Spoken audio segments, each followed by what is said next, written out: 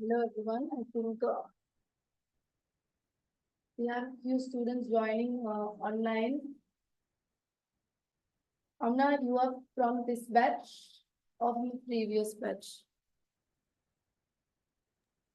Yes, I am Hamna, miss. Are you Hamna? Okay. What about Atika, Mehek, and Tisumi? Mehek is only me. That is my sister's name. Okay. Then Atika, Salaf, and Tisumi. Um,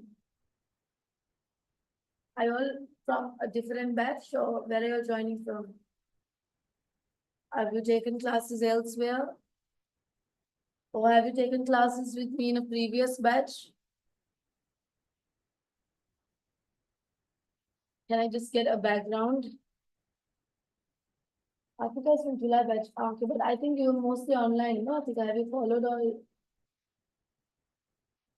Yeah, I'm not. You're okay, I know. Atika, you're from July batch itself. Okay. Listen me, where did you follow classes? Did you self-study?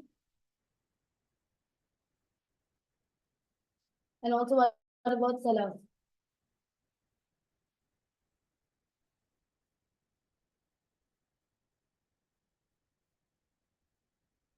Listen me, did you self-study or are you a student of PPI from another batch?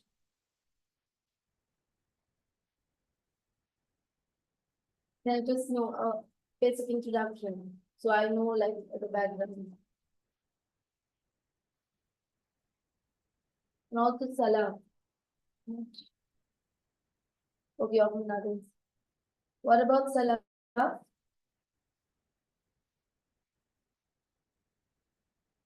Atika, have you attempted the mock?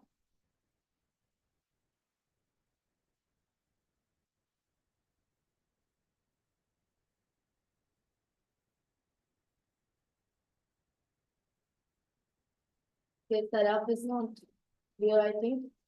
But it's fine. All right. So as you know, today we're starting off the revision classes, right? So I'll be trying to cover all areas during revision. We're first starting off with costing. Okay. Starting off with costing. You all know that there are 5 different costing techniques that we looked at. ABC costing, life cycle target costing, throughput accounting, and also environmental costing. So I'll just briefly be looking at each area and then doing questions from the study hub from each area, right? One question each is what I'll be covering. But before I start, I'll just give you an introduction. We're starting off with ABC costing. With ABC costing, it's generally a costing method that is used in organizations that have a huge amount of overhead costs.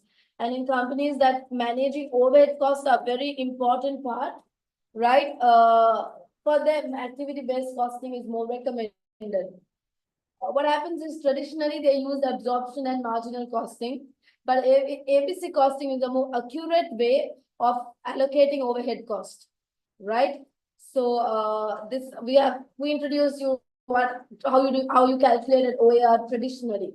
Traditionally, OAR was calculated by taking budgeted overheads divided by a single blanket OAR.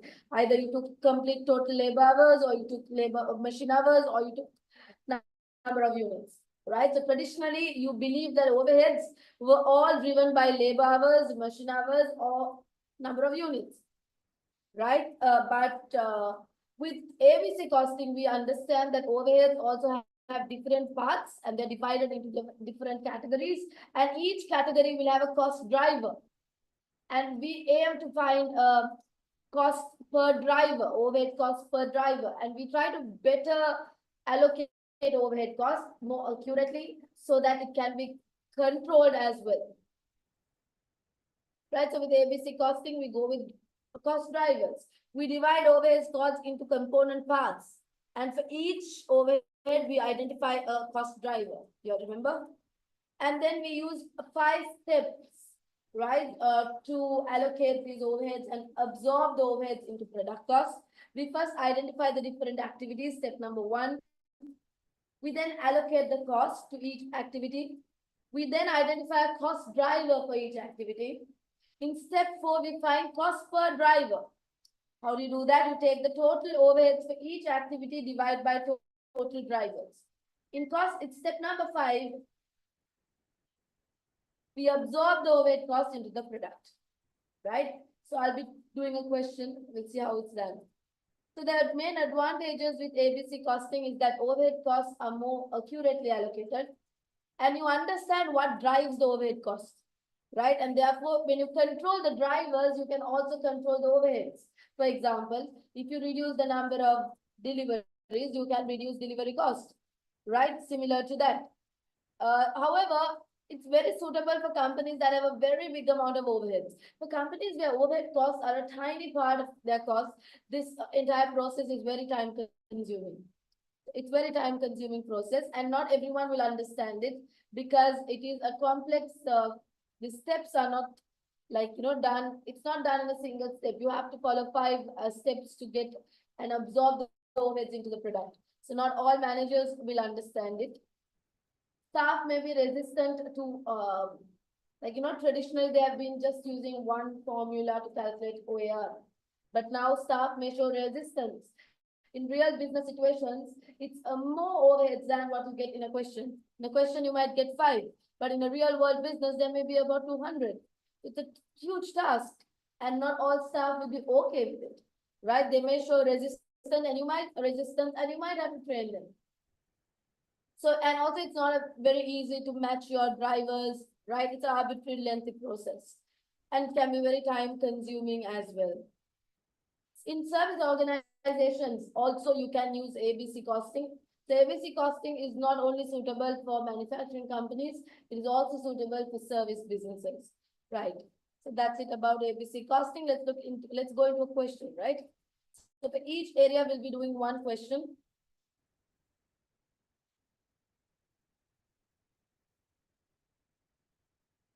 I'll be giving you all a brief summary of the area and then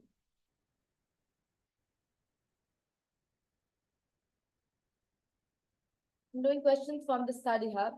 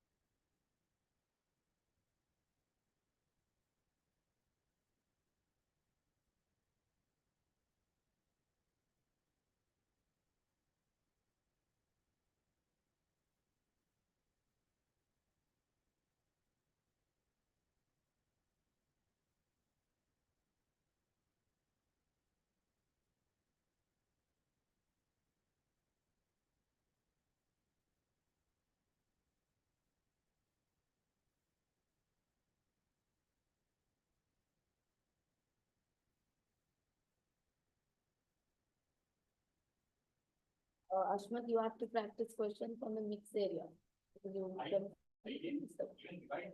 That's right.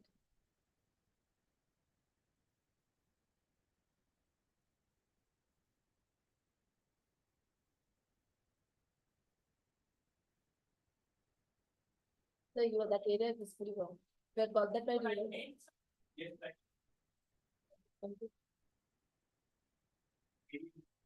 That's both, I think.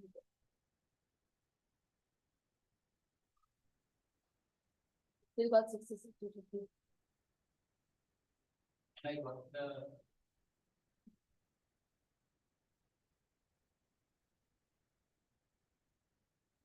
I think that's right.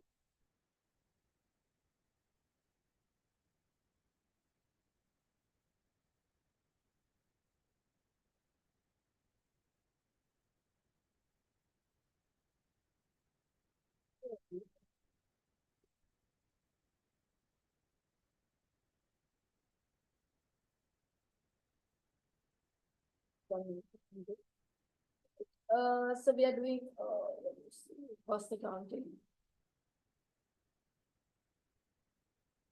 I'm going to do one question from ABC costing. I told you this costing areas will only come in section B. It will not be seen in section C. That has been an adjustment for the syllabus, right? Please excuse my voice because I'm having a very bad throat today, but I'm trying my best. Did we do brick by brick in class? Did we do this? GC. I did it.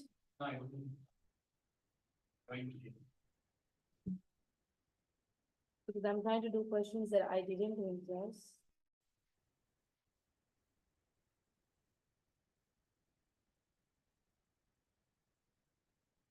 No, I have not done. I've done gadget coding. So we are doing brick by brick. Brick by brick provides a range of building services, including garage conversions and extensions to properties. So there are two main services, garage conversions, and then another one called extensions to properties. BBB has a policy to price all jobs at budgeted total cost plus 50%. Overheads are currently absorbed on a labor hour basis, meaning they're using a traditional overhead costing, and they are calculating their OAR by taking total overheads divided by total labor hours. That's the method they're using currently. However, BBB has found that it has fewer GC contracts than expected, and it believes that this is because the current overhead absorption method apportions an excessive amount of overheads to GC, leading to a price that is uncompetitive. The company is now considering moving to an activity-based cost approach. You are provided with the following data relating to the total overheads incurred in GC and XEX. Overhead categories are given to you. You can see that they've divided the overheads into three: supervision, planning, and property related. Site visits. Supervision is driven by site visits. There are 500 site years. Miss, so actually, I'm facing horrible connection in my in the Zoom. If I join on YouTube, if I have any doubts, can I text you on WhatsApp? Is that okay? Okay. I have done this in class, Atika. Really? Sorry, miss. Okay, okay. Anna, that's fine. But Atika, have I done this in class?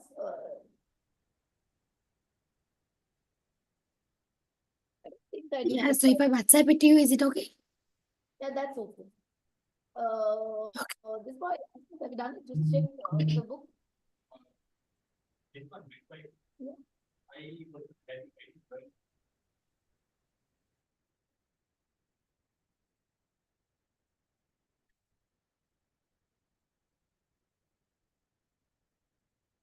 Okay, because Atika is saying I've done this, I'll do Beckett, but Beckett I have anyways done.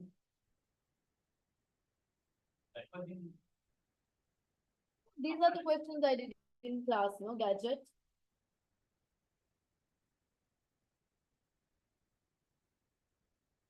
I have done this by the way.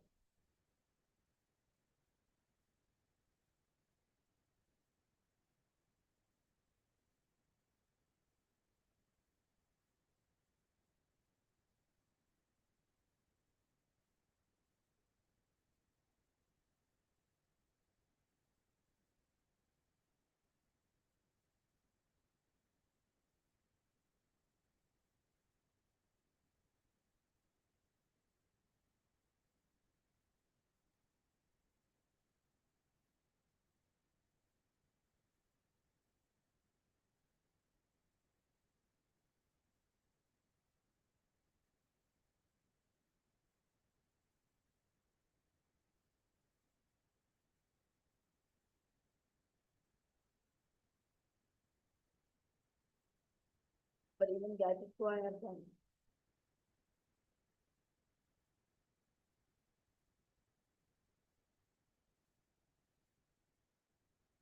I've also done this in class.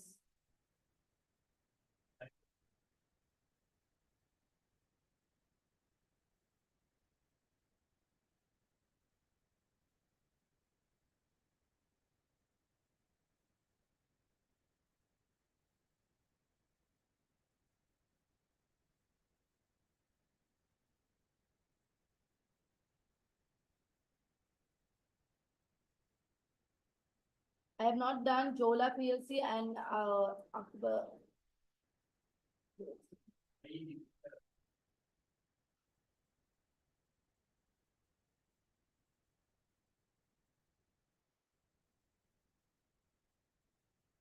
Jola was there in study hub.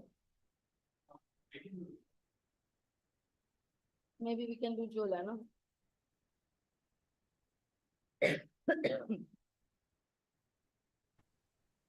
So basically for ABC, whatever question that was there, I have done.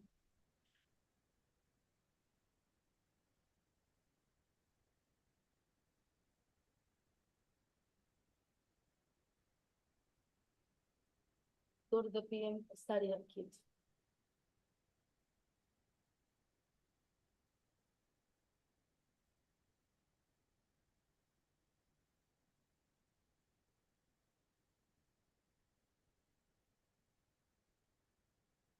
Because I have done, yeah, I have done all the questions on the study hub, guys. Right, so there's one question remaining here called Jola, and I'm doing that. I think I want to teach you mainly how that 5 steps are used, right?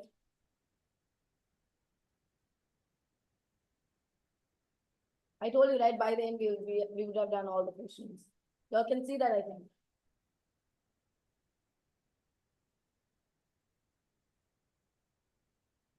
Yeah, definitely.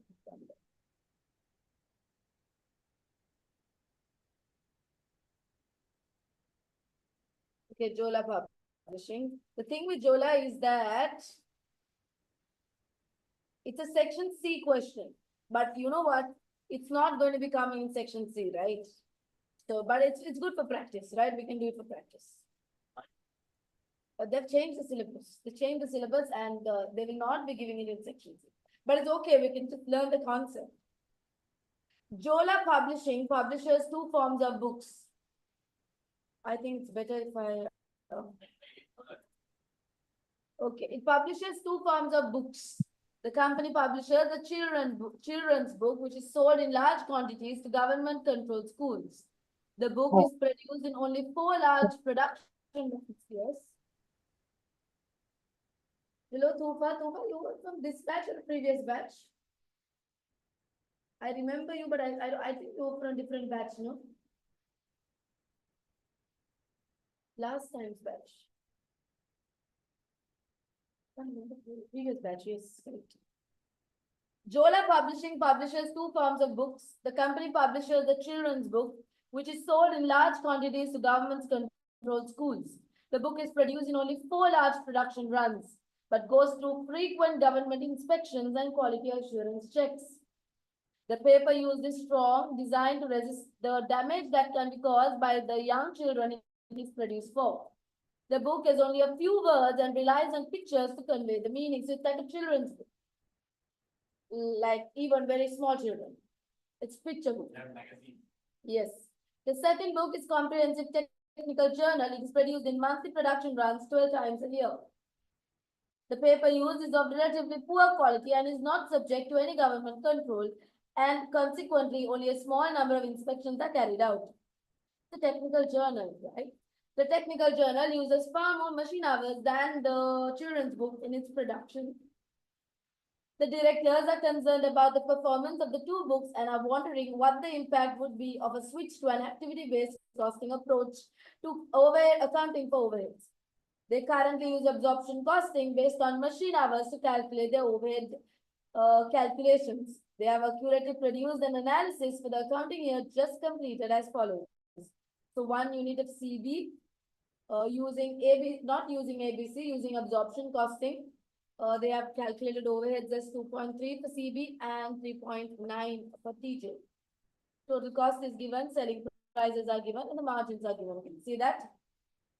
Then they say overheads, property costs are 75% of total overhead cost.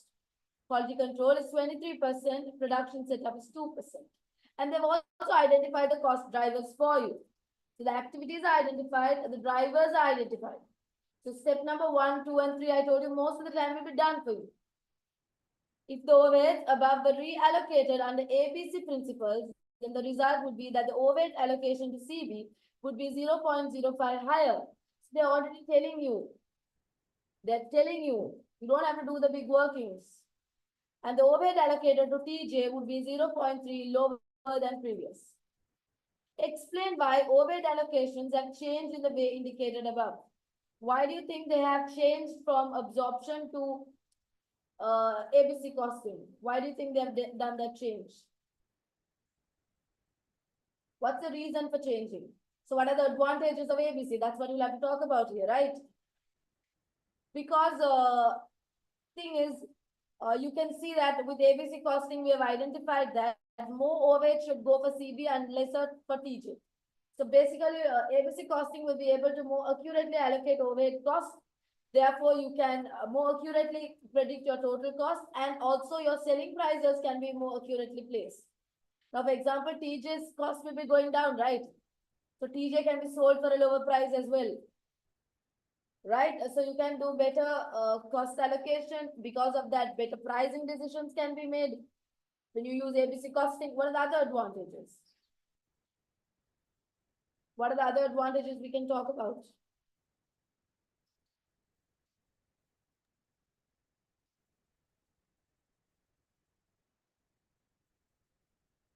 See, they said, but the first thing to point out is that the overhead allocation to the two products have not changed by much. However, it's not a very big change, one thing. Even after using ABC, there was not a big difference in the overhead cost. For example, the CB has absorbed only 0.05 more overheads.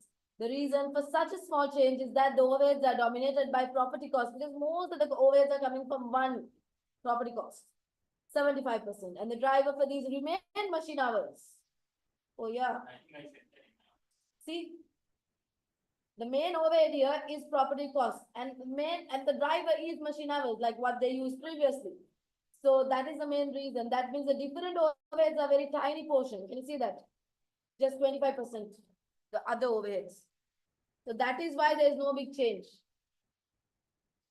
Thus, no difference will result from the switch to ABC in this regard.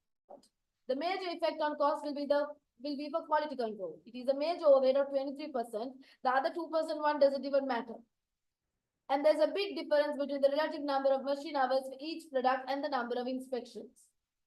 The CB takes less time to produce than the TJ due to the shortness of the books. It will therefore carry a smaller amount of overheads in this regard. The TJ does not take that much time.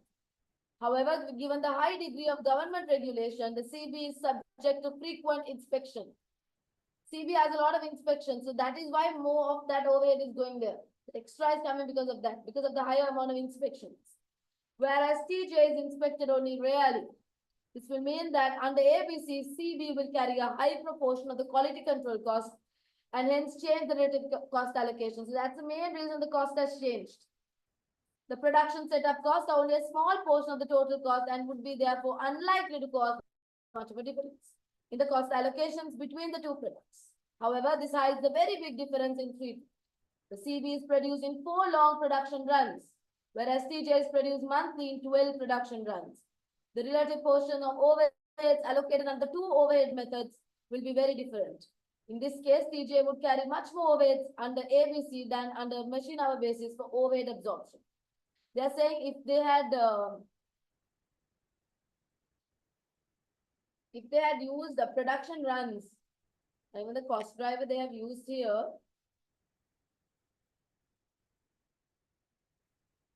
if production setup cost was a big portion, then it would have caused the difference, but it was very small, right? So it didn't cause a difference. There was a big difference in the production runs that would have affected the setups, right? But it was just a small portion of the cost, so it actually did not make a difference. They are asking you why the overhead allocations have changed. Like, why did the cost change? So due to which cost did it change? It's not the advantages. It's mainly like why did each cost change? What? Yeah, and why there's not a big difference. Then they're given you more details. The directors are keen to introduce ABC for the coming year and have produced the following cost and selling price data. The paper used cost $2 per kilo for a CB, but the TJ paper costs only $1 per kg. The CB uses 400 grams of paper for each book, 4 times as much as the TJ uses. Printing cost $30 per liter. The CB only uses 1/3 of the printing ink of the larger TJ. The TJ uses 150 ml of printing ink per book. The CB needs 6 minutes of machine time to produce each book, whereas TJ needs 10 minutes per book. The machine costs $12 per hour to run. The sales price are to be 9.3 and 14. As mentioned above, there are three main overheads: property cost, quality control, and production setup. The CB will be inspected 180 occasions next year, whereas TJ will be inspected just 20 times. Yola Publishing will produce its annual output of 1 million CBs in 4 production runs and approximately 10,000 TJs per month in each of its 12 production runs. Calculate the cost per unit and the margin for CB and TJ using machine hours to absorb the overheads. That means using traditional costing. So then, anyways,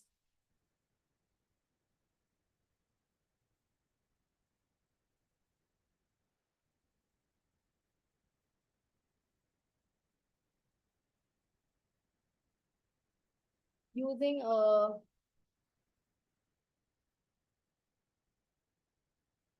cost per unit.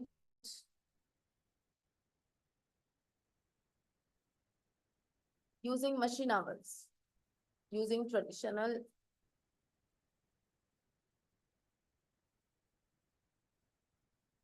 option costing by using machine hours. You got it right. So first we have to take the direct material cost, correct? You have CB and TJ. What are the direct material costs? Paper. First, the paper. Paper used costs $2 per kilo for CB and TJ costs $1 per kilo. CB uses 400 grams of paper for each book, 4 times as much as the TJ uses. So 400 grams meaning what? 400 divided by 1000 into 2. 0.8, right? Correct? Because 2 kilos, $2 for a kilo. So for 400 grams, it will be 2 into 0.4, right? 0.8. They are telling you this 400 grams is 4 times as much as the TJ uses, meaning how much does the TJ use then? 100 grams, right? 100 grams. So it's 0.2.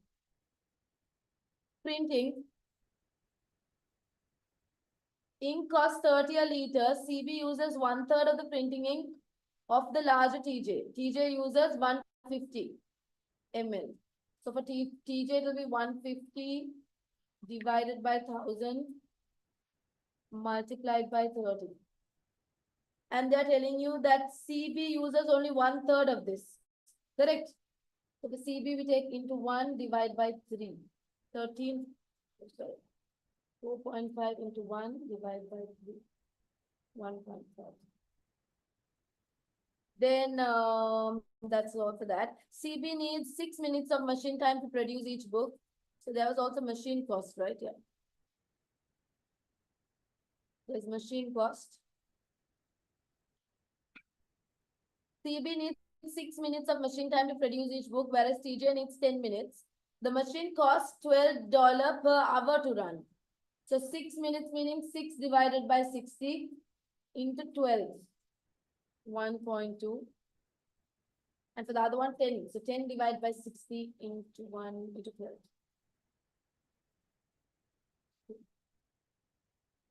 Right. Now we have to get the overheads, but first we have to use the normal OAR. How do you calculate OAR? They've told you to calculate OAR by taking what? Total overheads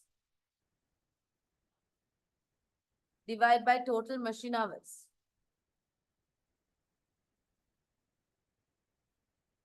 What were your total overheads?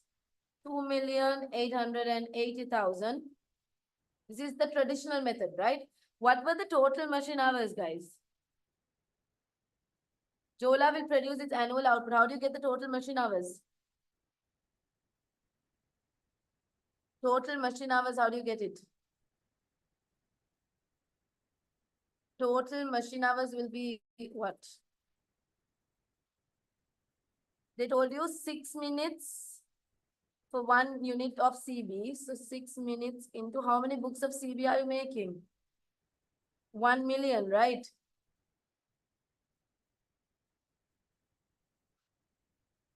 Plus 10 minutes, 1 book of TJ, you're making 10,000 units of TJ. Annual output per year. Annual output of 100,000 in 4 productions. So they will divide it and produce. But the total output is 1 million. But wait, we are going to get it in minutes. Then we'll have to convert it to hours. And approximately 10,000 per month in each of the 12 months. Ah, okay. Yeah, so this is 10,000 a month, meaning 10,000 a month, meaning for a year, how much? 120,000. So totally how much?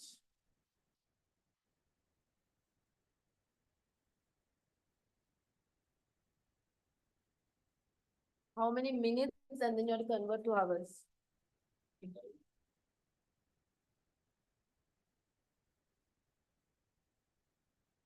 How do you do it?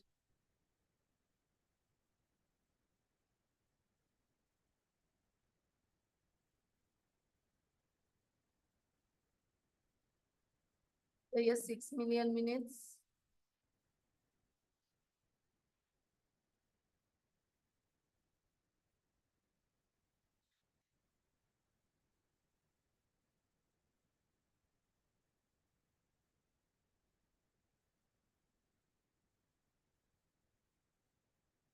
It's many minutes, but we need the hours, right?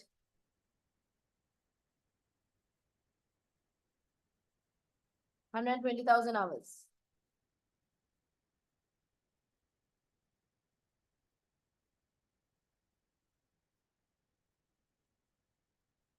So what was the OAR per hour?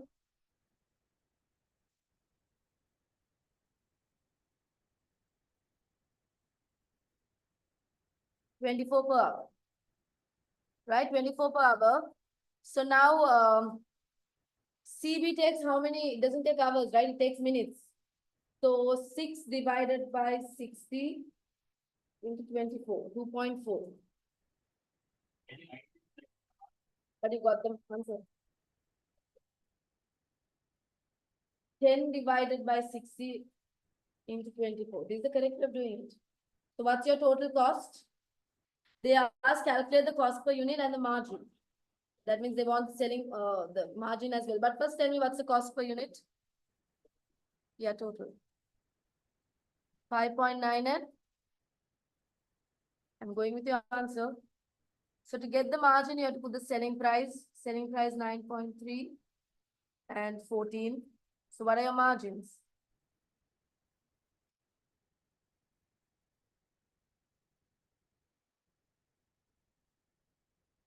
Margin meaning of profits.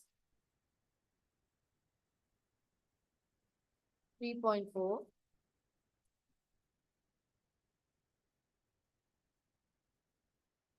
Okay. So this is when they use traditional costing. Now the next part, B part. Calculate the cost per unit and the margin for CB and TJ using ABC costing principles to absorb the overheads. Now here guys, we have to follow the steps.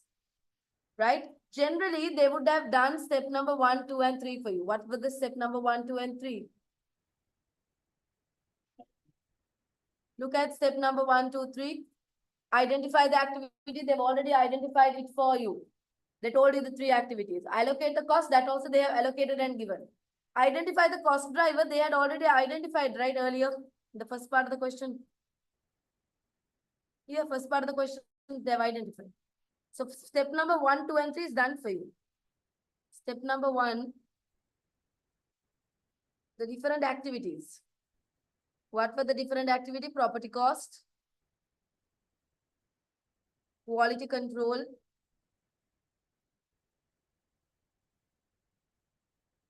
and production setup. It was already identified for you. And step number 2, allocate the cost. That also they are done for you.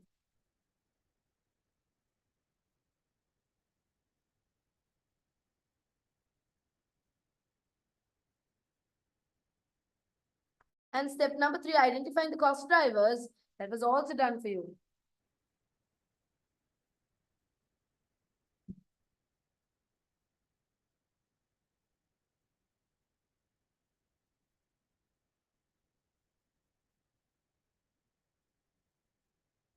Machine hours. No of inspections. No of setups. Now guys, we have to do step number 4. What is step number 4? Let's get back. Step number 4 is cost per driver. Total overheads divided by total drivers. So total drivers we now have to take. Find the cost per driver. Total overheads we know. So I'm just going to take the short forms PC, QC, and PS. The 3 costs. What were the total overheads?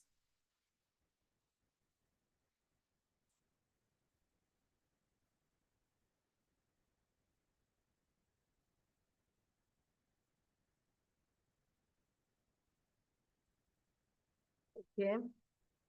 Now, what were the drivers? There were 2 products, guys.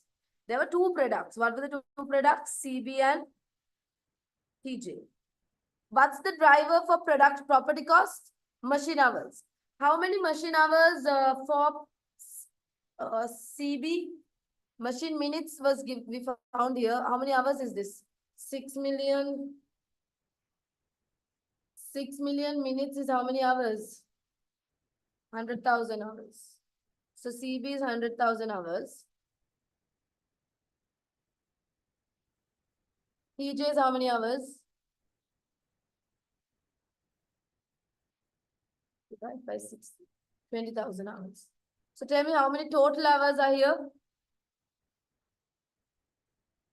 Total is what? We'll take the totals. First, let's put the data. Then QC, quality control is driven by number of inspections. What are the number of inspections? CB will be inspected 180 occasions, whereas TJ will be inspected just 20 times. PS, that means production setup is driven by number of setups. Guys, generally after every production run, it will be set up. Right.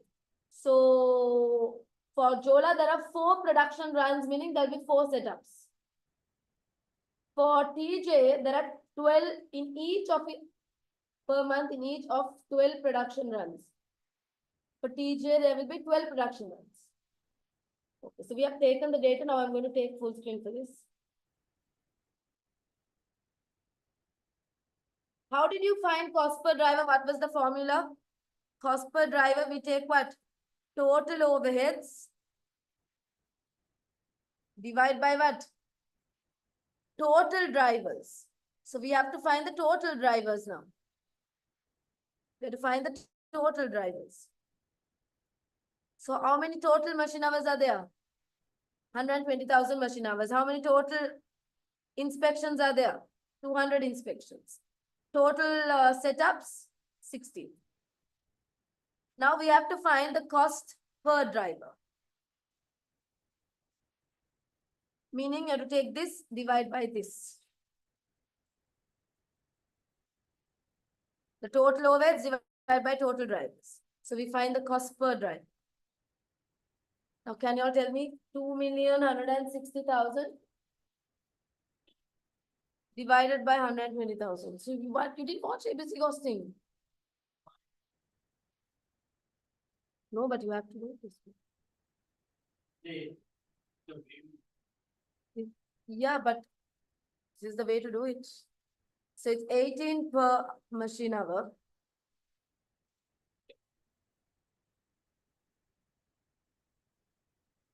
$3,340 per inspection.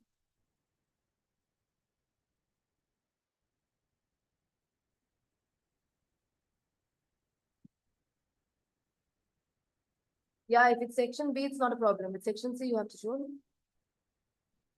Yeah, but this will come in section B, so you don't have to show per setup.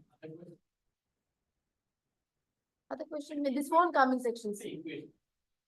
You don't have to show in section B and A. Section A, B not necessary. Section C, yes, you can get marks, right? Okay.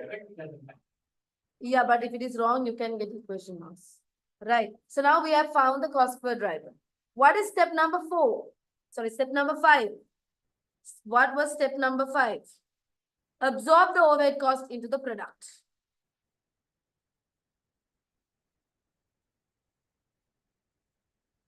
Absorb the overhead cost into the product.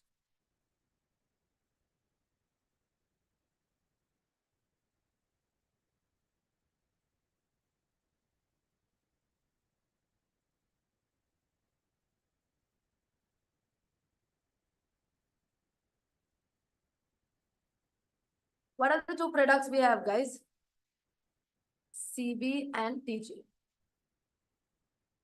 Property cost.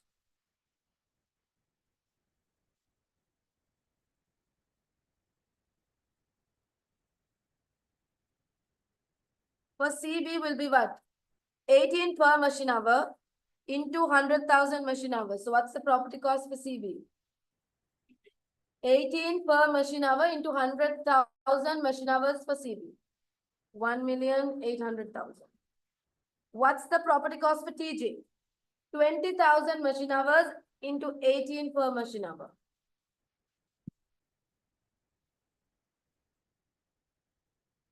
Quality control.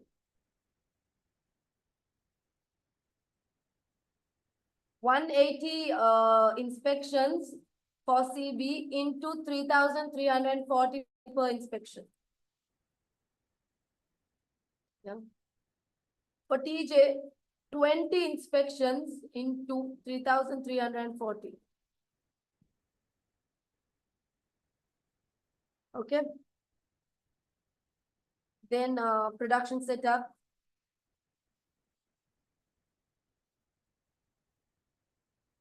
Four setups into 3,250. 12 setups into 3,250. So now what's the total overhead cost then for CB? 1,800,000 plus 601,200 plus 13,000.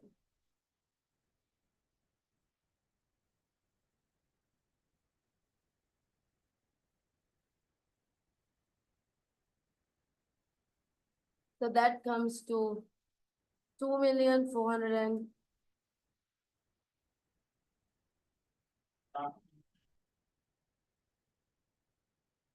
This is the total overhead for CB. What's the total overhead for TJ?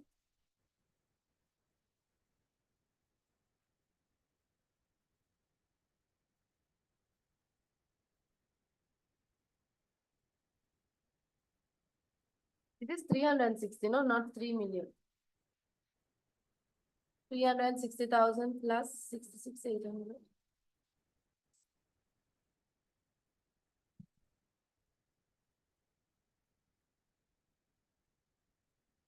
So this is total overheads now, but we need the overhead cost per unit, right? Number of units produced was how much? CB, we made 1 million units. And this we made 120,000 units. So overhead cost per unit will now be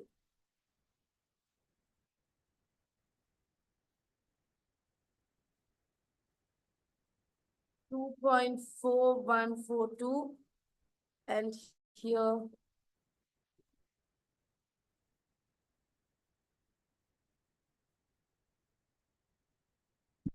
3.59. Right, but they wanted the per unit cost, right? What did the question want? Calculate the cost per unit and the margin.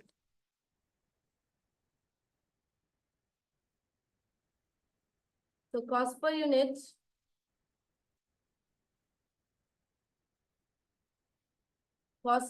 using ABC.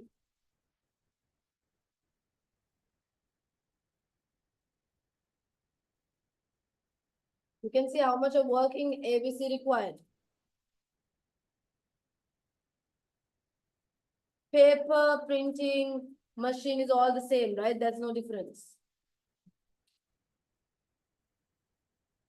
Paper printing machine, it's the same as normal. Just that the overhead cost per unit is now different. Wait, I will show you. Let me finish this. These will be the same.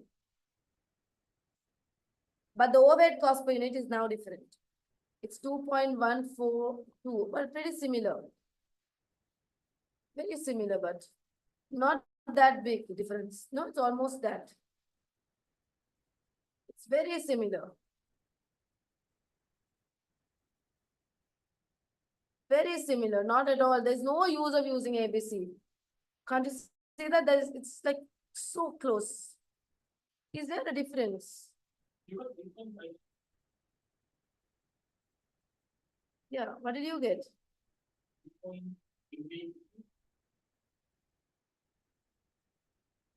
Wait, let me check. I have done a calculation error. Let me double. Really, I have a calculation error. I'm saying.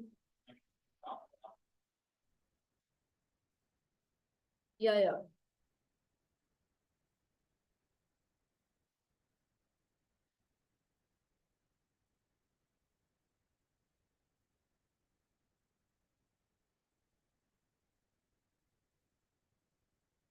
But I have a calculation error.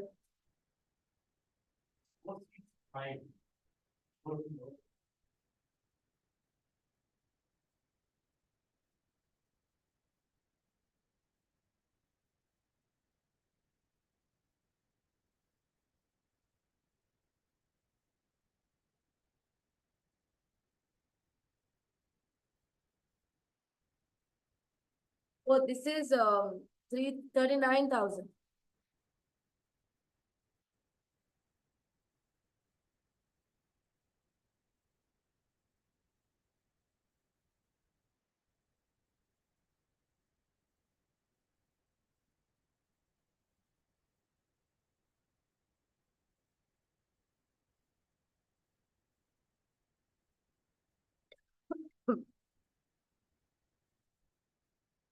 But still, the difference is very less. I don't think you justify using ABC.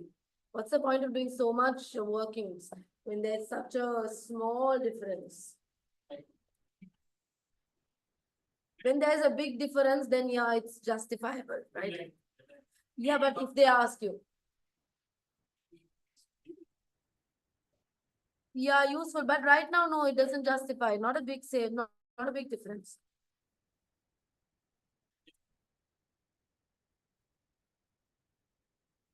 Yeah, I feel not necessary. It's not a big difference. No, you don't have to. If you have a valid point, you can give your own point.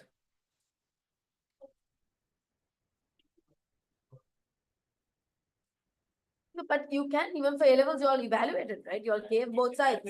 Yeah.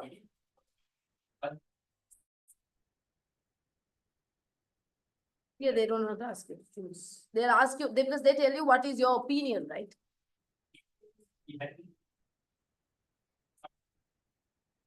No, you didn't have to choose because they no, because the questions were in such a way, right? So it asks you what is your opinion. So you have to give your conclusion. In A levels, the conclusion was must. Here, the conclusion is important, but they don't ask you to give your choice, right? You can speak both sides.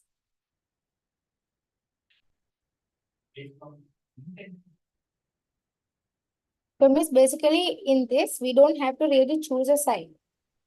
We have to just give both sides. No, it depends on the question. If they ask you what choice you make, then you have to choose. But generally, they don't ask you for a choice, right? Yeah, mostly they don't. They don't ask you for a choice. So that's why you evaluate both sides.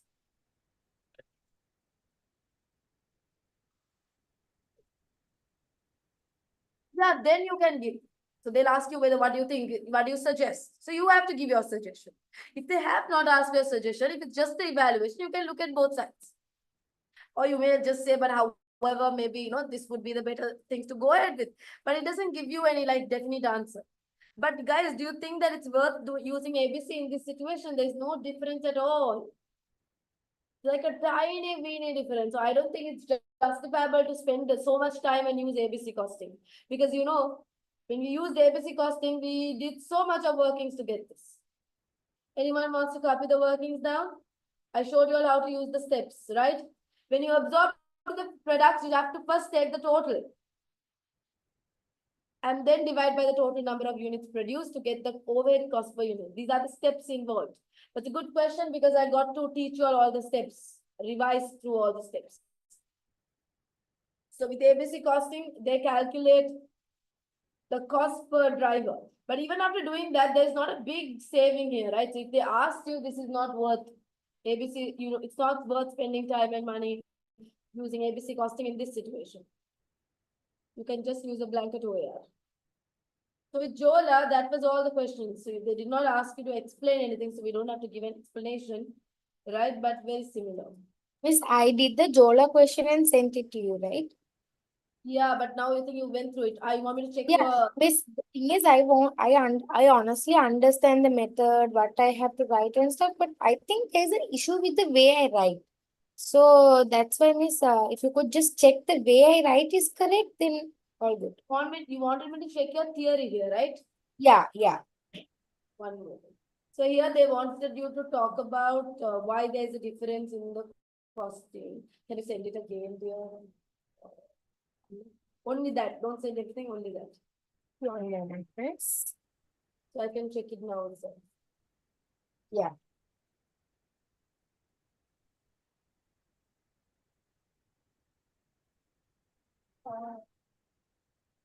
Yeah, I did only the A part for the right. On to section 8. What do you want to do? You tell me what you want to do. From ABC, you all have any questions?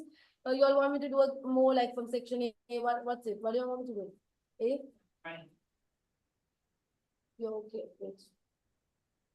Okay, I'm not saying it.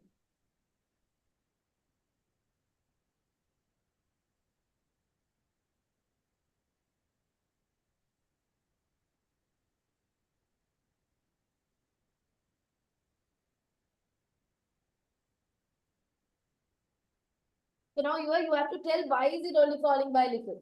So you have to explain that it's only falling by a little because even when using ABC costing, 75% of the cost is properly related and that cost is driven by machine hours. So earlier also you use machine hours and even now using ABC, 75% of the costs are driven by machine hours. So that is why there's a very small fall. You have to explain that. Right? Yeah. And the last paragraph is wrong. You have to mainly explain that, like, why has the prices changed? And then you have to say that that other 25% was driven by other factors, but the main reason why there was a change is because of what was that? Is because of, no, there was a change because of the quality control, number of inspections. So to explain why then majority went for this because what you call CB had more inspections compared to TJ and they needed more inspection. They needed more inspection. That mentioned that, right? So because of that only more weight went there. The other one, production setup doesn't have a big difference at all. So that is what you have to talk about. You have not spoken about anything. Right. Okay. So is that my point is wrong?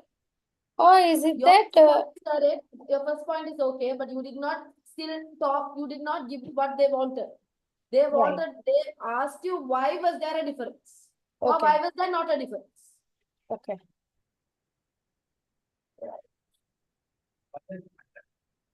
Yeah, that you always justify like why has this changed?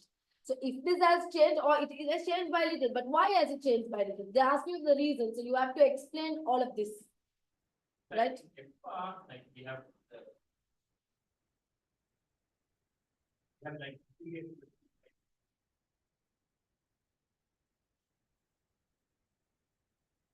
Ratios. yeah, ratio. Yeah. Saying that for that particular exam, we It may be due to this. can maybe never write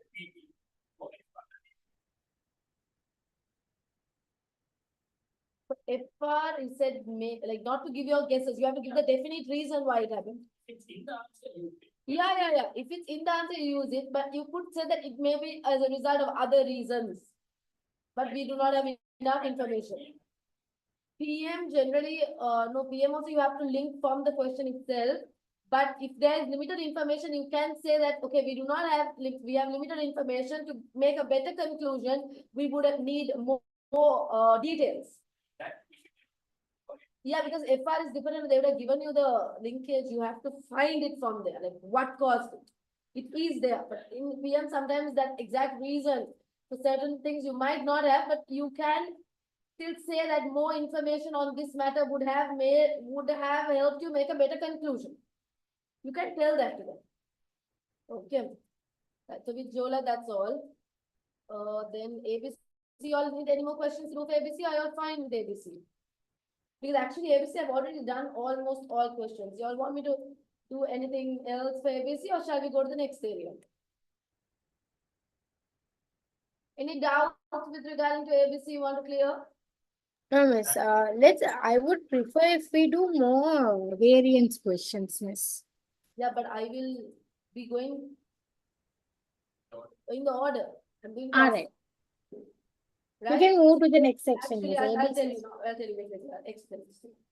So We can have a brief one. Another one. yeah, we can also have doubt clearing classes. You all want additional classes? Are we gonna have another? Yeah, but if you want, we can have another mock close later. Not a problem at all. Then we can discuss. This mock Yeah, was- miss. Can we have one? Yeah, sure. I have marked your mock papers, but I'll send it to you. I have to have a meeting today night. I have marked the papers, but yeah, I have your paper. You want me to show everyone your paper? I marked it on this tab yesterday. I'll show it to you during the break. Guys, why have I come this far? One moment.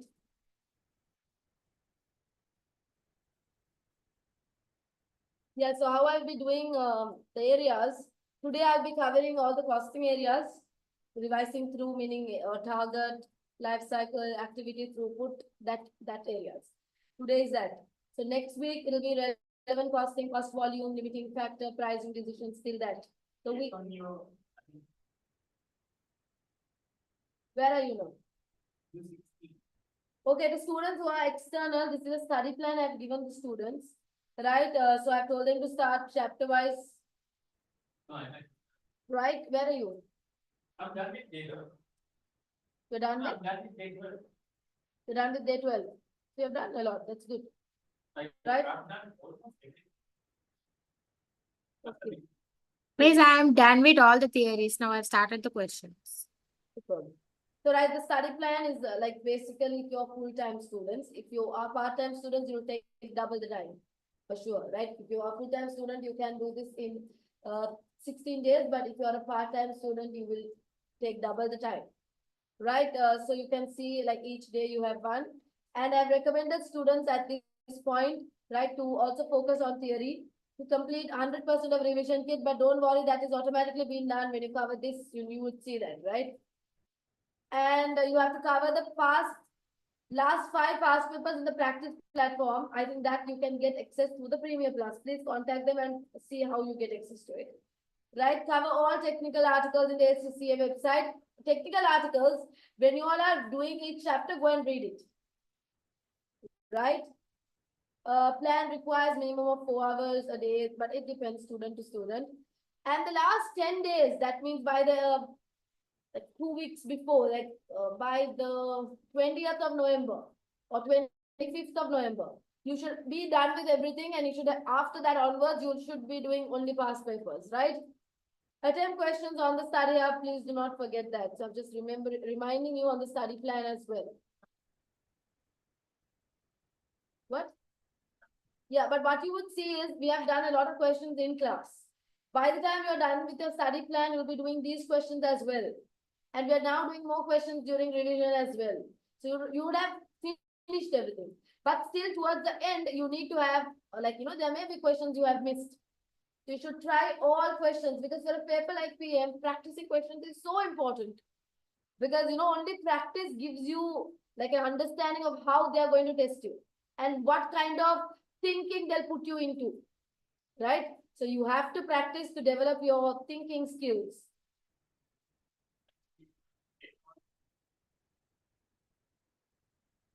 That you go wrong. And you have to understand, okay, these are the places I'm going wrong, these are the mistakes I'm doing. You need to work on that, right? So individually, each student will have their situations. I had an issue in cost gap. I made the same mistake in the Cost gap. Practice questions on that area. So I'm looking at target costing and also life cycle costing, and after which I'll be doing a question. Now we're going to go through target costing and life cycle costing.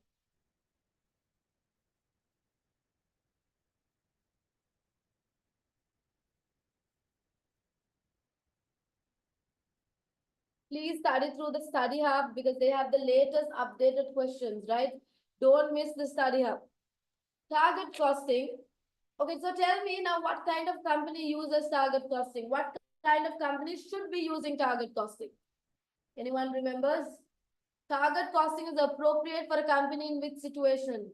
In what kind of a market?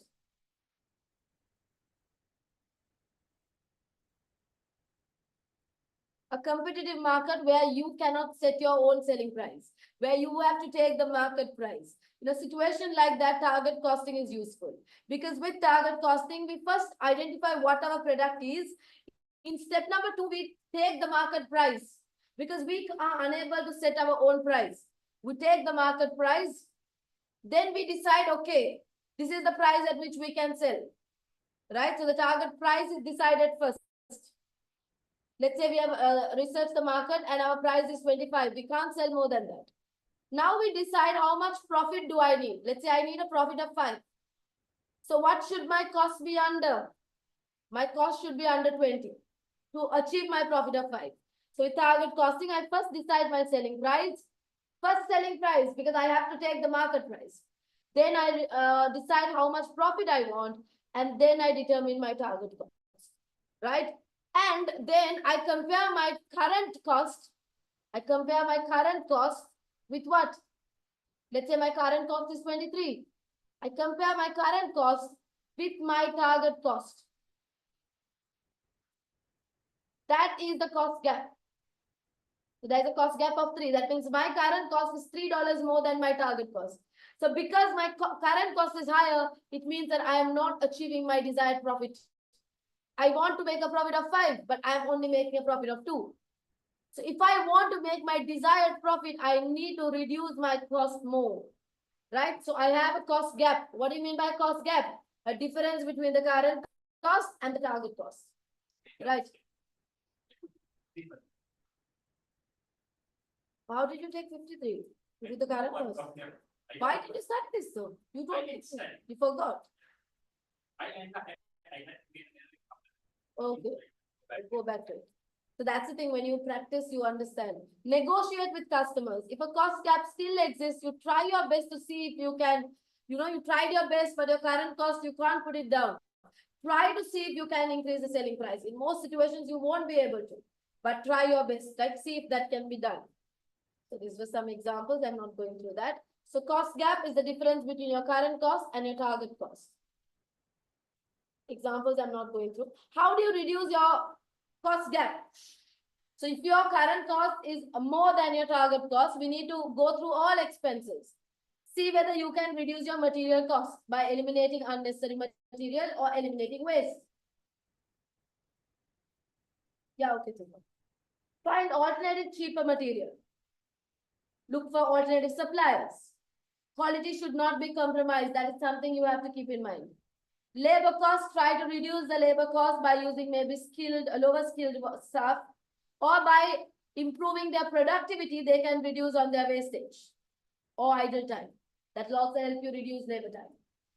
Other areas like you can think of increasing automation, reducing incidence of cost drivers, because that will reduce overhead costs.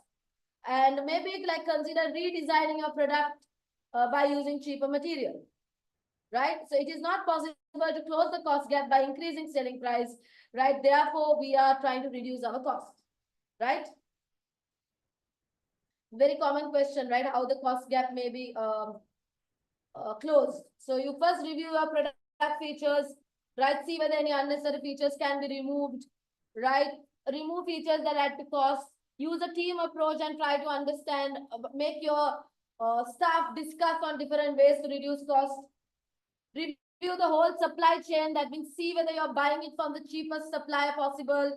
Get quotations from suppliers you're not buying currently. Try to find international suppliers who can supply at a lower cost. So these are all things you can look at.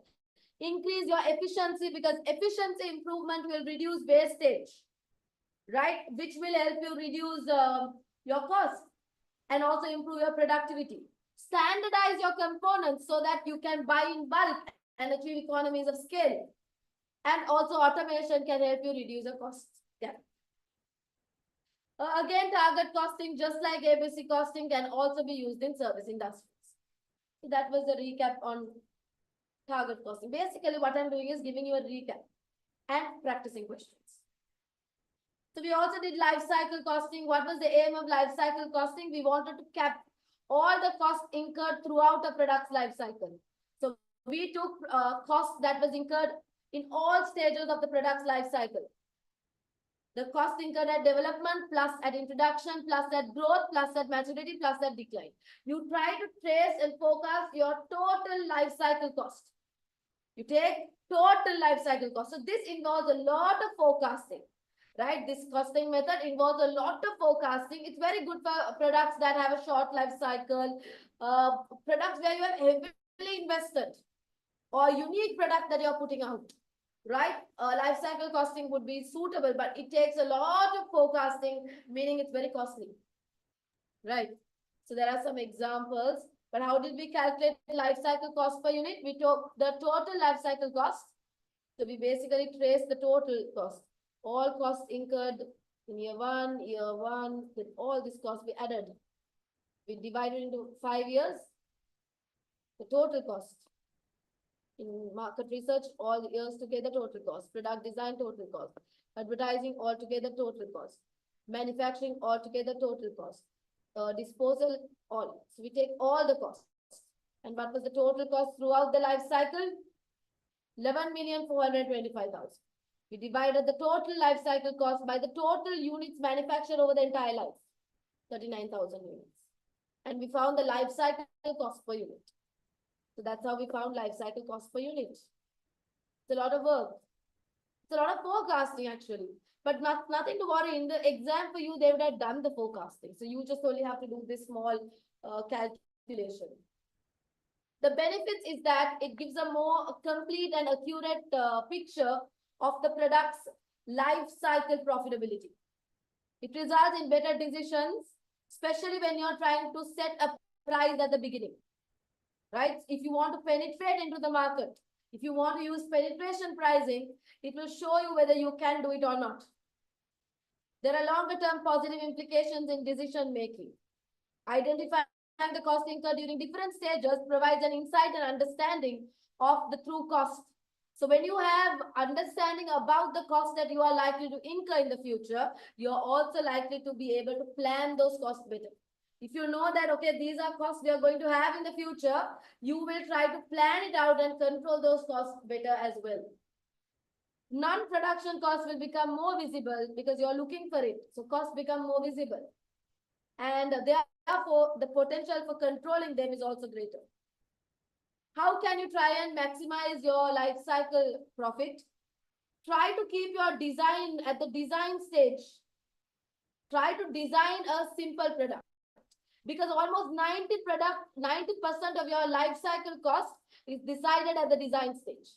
If you now design a simple product, in the future also you will have little cost. If you design a complex product, in the future also you will have more cost. So at the design stage, get your teams involved and design something that's going to be easy to manufacture over the next 30, 20 years. So designing the product is very important at the design stage. Minimize the time to the market. If you have a very good idea, try to put that idea out there as quick as possible. Maximize the length of the life cycle itself. Try to make your product live long, right? Use extension strategies, keep advertising, keep it relevant, keep the product competitive, and try to extend the life cycle. To do that, get the product to the market as quickly as possible. Why? Because when you're the first mover, you always have that first mover advantage. Find other users or markets for the product. Try to sell your markets in many different forms, in different places, to different customers. Market scheming, introduce with a high price, right? So that you can prolong your life and maximize the revenue. Minimize the break-even time. Try to sell quickly so that you can cover your costs fast. And therefore, you'll have more funds to help you reinvest and keep researching and developing for your future. Right? So these are important things you have to keep in mind to improve your life cycle revenue. Miss, I have a doubt in life cycle costing. What's your That is, Miss, the design stage and I mean, they say that research and development stage is considered as sunk cost, right? life cycle costing? Did they ask you to ignore anything? That is for relevant costing. The life cycle costing, there's nothing like sunk cost. We don't even think of sunk cost. That is only for relevant costing that we ignore sunk cost. But for life Right. cycle costing, all the costs are taken. We don't use relevant costing principles here. Okay. Okay, that's relevant costing. We Thank you don't so use much. that. We don't use relevant costing principles in life cycle costing. We have to take all the costs incurred throughout the life. And there is no sunk cost concept here. Okay, Miss. Don't take that concept here. Thank you so much, Miss. No problem.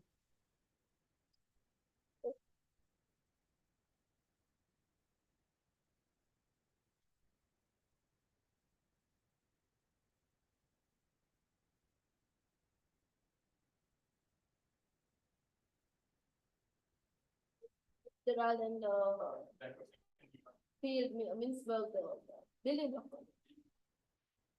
That's one. What to talk about? No, there are 6 dimensions, right? You have to know that. They might give it, they might just tell you talk about the 6 dimensions. You gave it. I have given it. You haven't given it to everybody. You have to know what are those, but mostly they might give it, but what if they just say 6 dimensions, or they might just say the model name? You need to know what to talk about. You need to know those 6. Last one is that. That's rewards. And so that is separate. Dimensions are different, rewards are different. So you learn each underneath. You have three. There are 3 categories. Each category has, not memorize, you need to know what comes under the categories. So that when you're talking about that model, you know what to talk about. Sometimes they'll ask you about the rewards and standards. No, reward should be motivating, reward should be clear, right? So you need to know the qualities of good reward. You need to know the qualities of a good standard. Sometimes they might ask you to link all together and it can come for 20 marks also. It can come. It can come. So if you come to 20 marks, they'll ask you to talk about dimensions, reward, standards, everything. You understand? So it can. Those are big questions. Okay. What did I do in class? I think I did the most who I have done.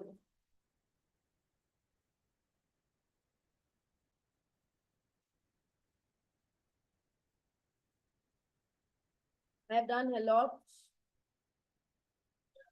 I have done chemical pre-clean. I have done walkthrough in class for life cycle.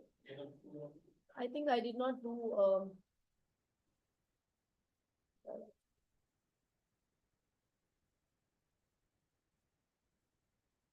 I have not done this, right? So I'm going to do this. Yeah. Dara, I didn't do this in class, right? Confirm to me. I don't remember like I did it. Did I do it? No, Miss, we didn't do this.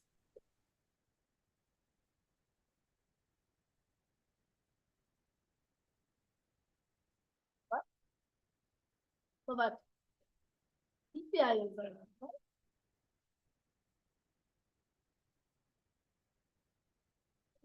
Yeah, yes. Sorry. When you started, no, they're quite quick at it. I think their hotline is a little slow. To come here, it's fast. That's why. Darasco is a global consumer electronic manufacturer. It sells its own brand of smartphones, computers, and personal entertainment devices. It uses target costing. DPAD feasibility study results. The board of Darasco has conducted a feasibility study in order to decide whether or not to launch a new device. The DPAD. In 2009, the DPAD will have a 3-year life cycle, for which a total of 80 million units will be sold. Variable manufacturing and selling cost of the D-pad is currently estimated at 123 per unit.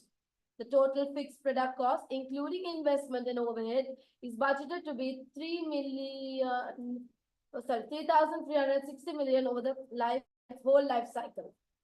The initial estimate of the selling price included in the feasibility study for the D-pad was calculated to ensure a profit margin markup of 60%. D-pad market research analysis. The board decided to commission some market research to determine the price consumers would be willing to pay for the D-pad. Sales volume and sales prices were estimated for various stages of the D-pad's product life cycle as follows. Introduction, 8 million, growth, 14 million sales, maturity, 56 million sales, and decline, 2 million sales, 2 million of sales. Selling prices are also given at the different stages.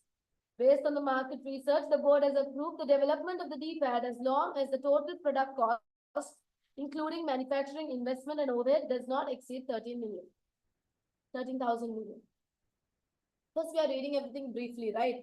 And then when it comes to each question, we'll come to each area separately. Retail outlets. The board of Darasco is also considering the opening of some retail outlets, which will be located in major cities around the world. The outlets as well as selling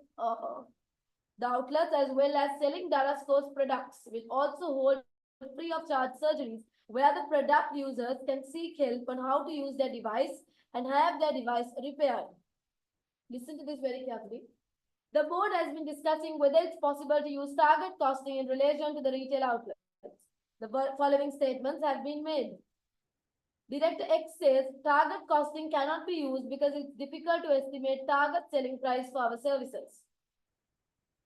Director Y says target costing is most useful when what is being developed has a high degree of variability, such as developing new services. Director Z says target costing when developing new service is difficult because services are intangible and measuring a unit of service is not always possible.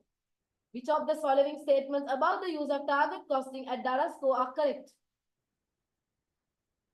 It relies on just-in-time processors in order to work. Does target costing rely on just-in-time processors?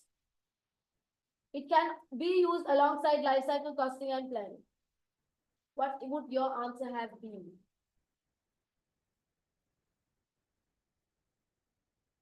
Does target costing have anything to do with just-in-time? So you are rejecting one. I don't know. I'm going with your answer. It can be used alongside life cycle costing. Yes.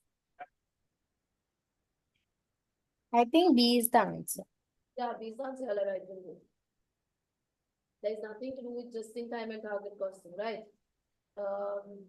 And it does not need to have just-in-time to work. You can use target costing in many different scenarios.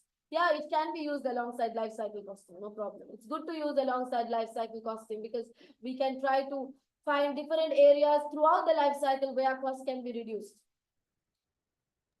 Next one, what was the initial selling price of the D-pad from the feasibility study results? Go to the feasibility study. Feasibility study is here, right? We only look at that paragraph. Feasibility study is only in the first paragraph, right? The second one. Don't need to read market analysis. What was the initial selling price of the D-pad from the feasibility study results?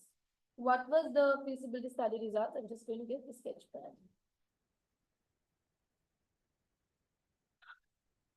Yeah, free writing.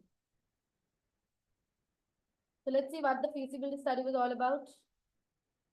The board of Darasco has conducted a feasibility study. Now, guys, this is section B. You don't need to show workings. So you can do your rough workings, right? This.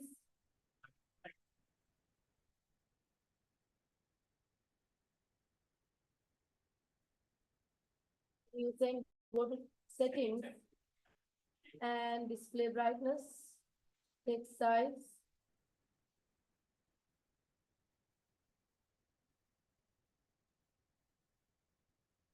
Effect. Yeah, I could do. The board of Darasco has conducted a feasibility study in order to decide whether or not to launch a new product, the D-pad. The D-pad will have a 3-year life cycle, over which a total 80 million units will be sold. So they have a 3-year life. Over this 3-year life,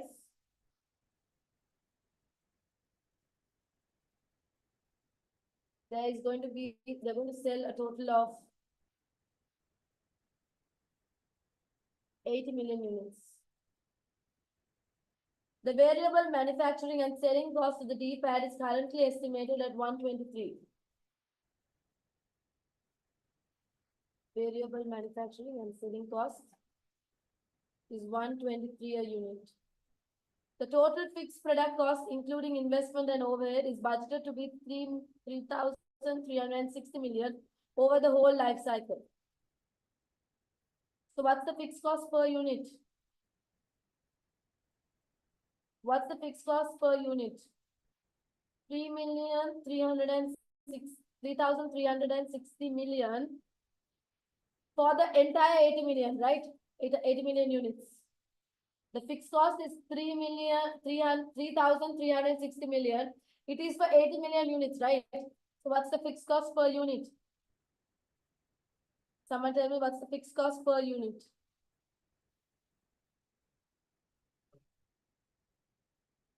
I'm going with his figures. So what's your total cost?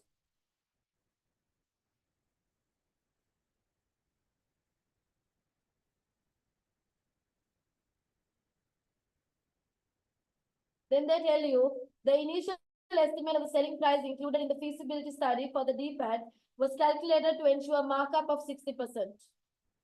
So how did they calculate the selling price? By taking a markup of 60% markup, meaning you take your total cost, right? So what's your markup? Markup can be applied on cost. What's your markup? Margin can only be applied on selling price.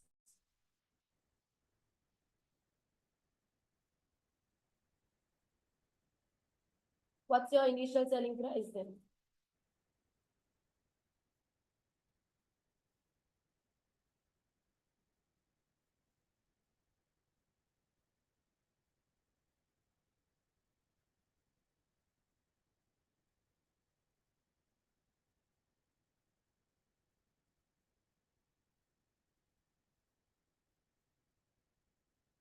Okay. So what was your answer here? What was your initial selling price based on the feasibility study? You all understood how to get it? Is that clear how it's got? You can fix. Right.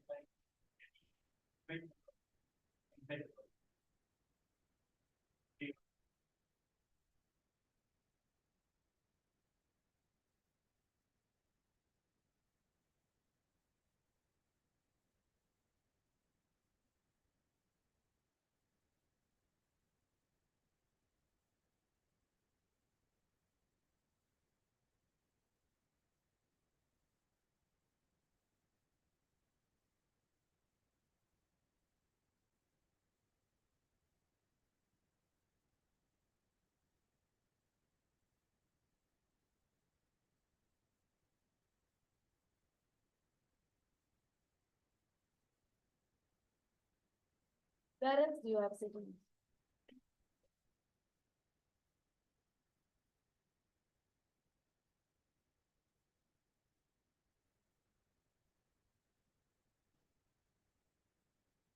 Not.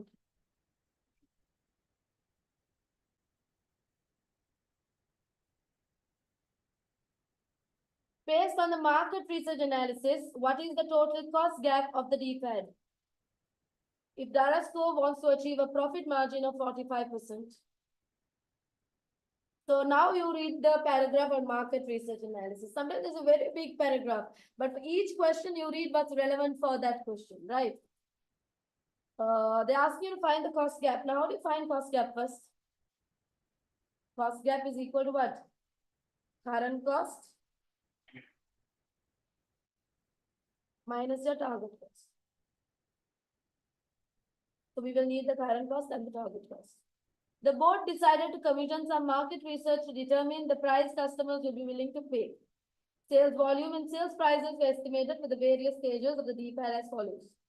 Based on the market analysis, the board has approved the development of the DPAD as long as the total product cost, including manufacturing, investment and overhead, does not exceed 13,000 million. So what is your target cost? Yes.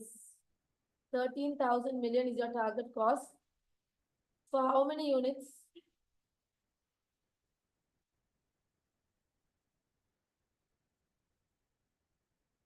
Are they asking cost per unit? What is the total cost gap? Total cost gap. So your target cost is 13,000 million. What's your current cost?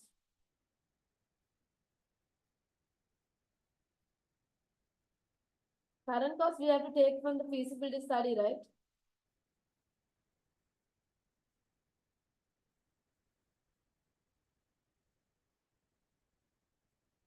We don't have it anywhere else. Does it come anywhere else? It's not there anywhere else, right? So what was your current cost? 13,000. Yeah, based on your current data, current cost is, current variable cost is this 80 million? This 30 million.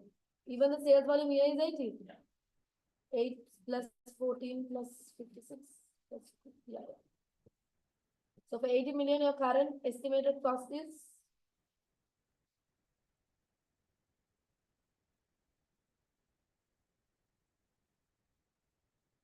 what's your current estimated cost? So what's your cost gap? Current cost 13,200. Your target is 13,000. So there's a gap of how much? 200 million.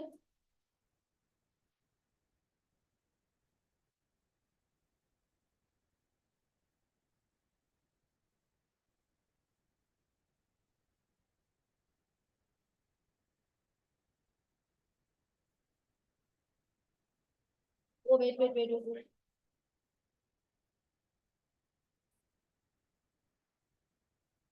No. They gave us a link. Which? One moment. They told you if Darasco wants to achieve a target profit margin of 45%.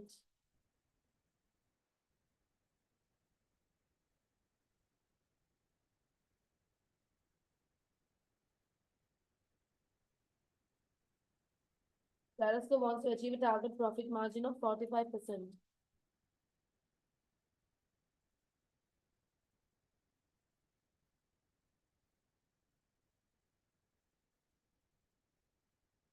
No. So we can do it from here itself, actually. Wait.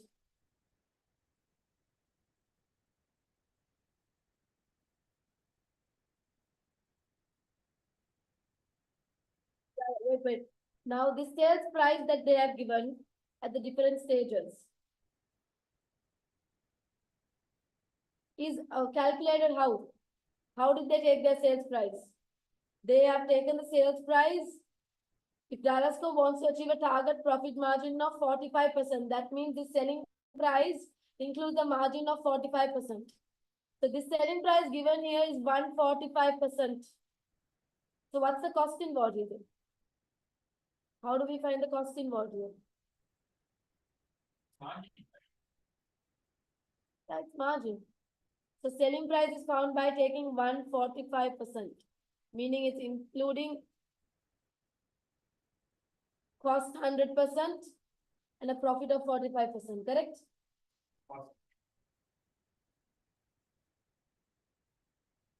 Margin is profit over sales. 45 divided by sales is 100. Yeah, you have to take it like that. So this is 100%. Your profit was 55%, meaning how much is your cost?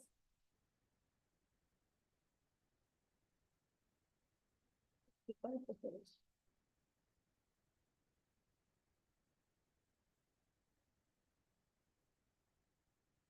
This you have to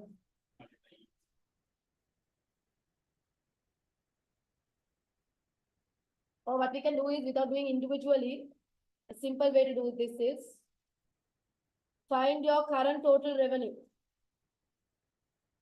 We can't take this target cost, current cost, right?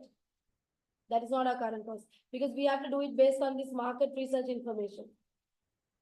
Meaning based on the market research information, what's the target revenue?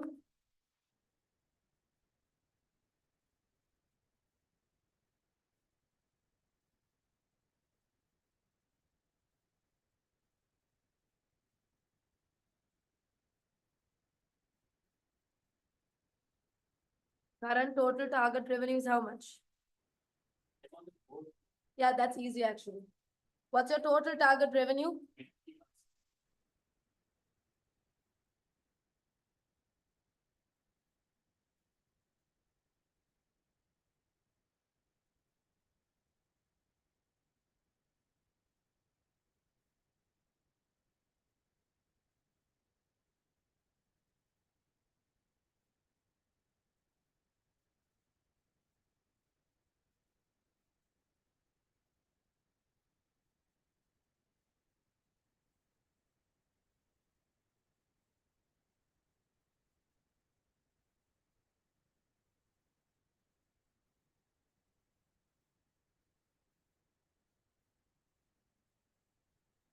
So this is their total target revenue. Now listen carefully. This was when a margin of 45% was used. So what's our conversion formula? Profit, cost plus profit equals selling price or sales revenue. Profit 45, sales revenue 100. We need to find the 55, right? So this 220,160 represents what? The sales revenue, meaning it represents sales 100. So out of this, what's the cost? 55. So what's your current cost? 11,088. So this is your current cost. And you have to use that here. It's well below, right?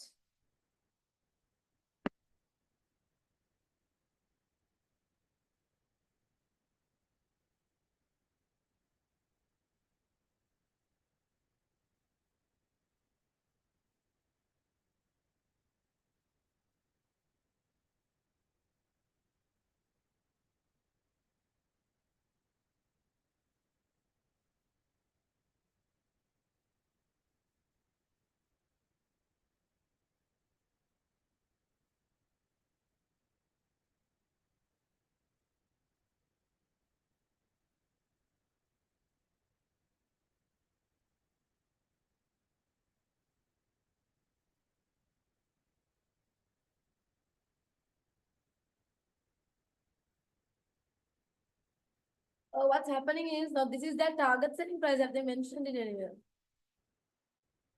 Estimated selling prices.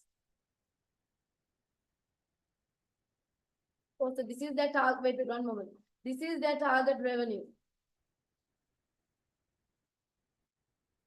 And they have taken this to be the target cost. But actually, that 13,000 is also target cost, right? Because they say that they want to keep it. Yeah, they have done that. That's okay. We also have got the correct answer. It's not about the answer. It's about the logic here. We have got the answer. That's okay. But the logic. Why is 13,000 the current cost? I don't understand that.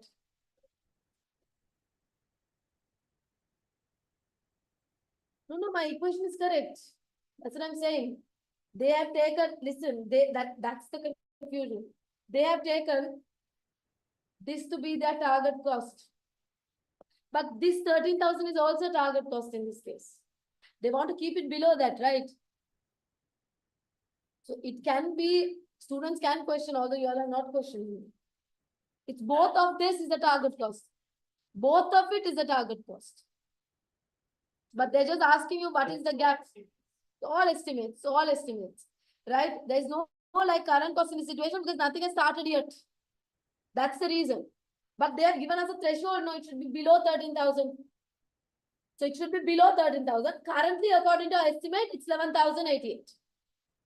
So when you compare with 13,000, we still have a gap of, we are well below, but 1,912. Got it?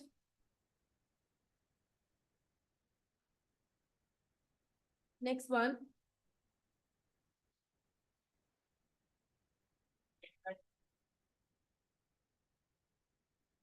That will work.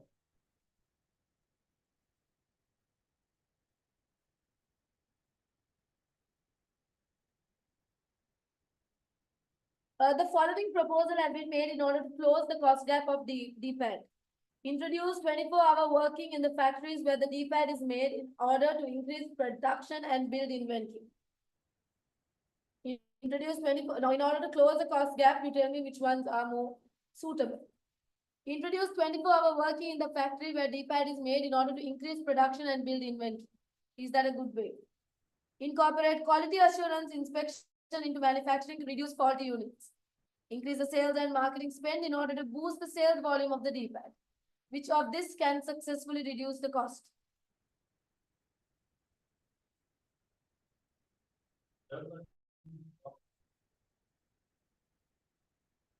What are your guesses? You all tell me. C. Someone says, Atika says C. What about you? What would you do in the exam? Think carefully. If you feel one is not right, reject it. 3 is out, you all are saying, yeah. Okay. 1 and 2.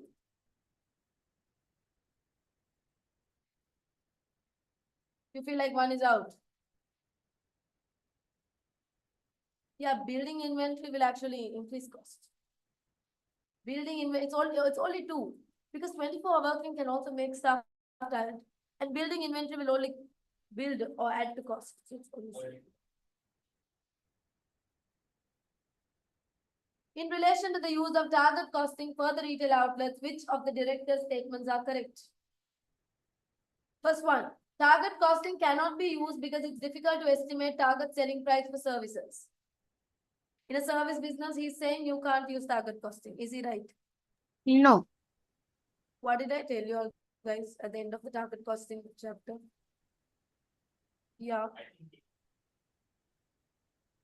Target costing can be used in service sector as well. That's right. I don't know. You all tell me. This guy says target costing cannot be used because it's difficult to estimate target selling price for services. So is he right? They are giving retail outlets. It's a DPAD, consumer electronic manufacturer. Sells their own brand of smartphone, computer, and personal entertainment devices. And now they are going to have retail outlets. So he's saying can't use target costing for retail outlets. Okay, so you all are saying X is wrong. Target costing is most useful when what is being developed has a high degree of variability, such as developing a new service. That means you are developing something very unique. So in a situation like when you're doing something very unique, target costing is suitable. That guy is saying you're making something very unique. When do you use target costing? In a competitive market or monopolistic market or monopoly market? Competitive market. So when So I feel the answer is C, X and Y. Huh? They're asking who's correct. Who is correct? Yeah. All right, okay. Of the director's statements are correct. Wait, is it target costing when developing new services is difficult because services are intangible and measuring a unit of service is not always possible. So what Z is saying is, he's saying not that he's not saying it's impossible. He's saying it's difficult.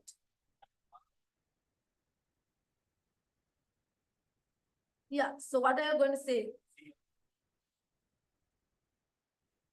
He's not saying it's impossible. He's saying it's possible, but it's difficult.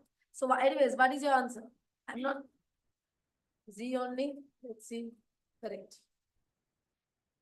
That guy, you know why his statement is right? Because he did not say it's difficult. He did not say it's impossible.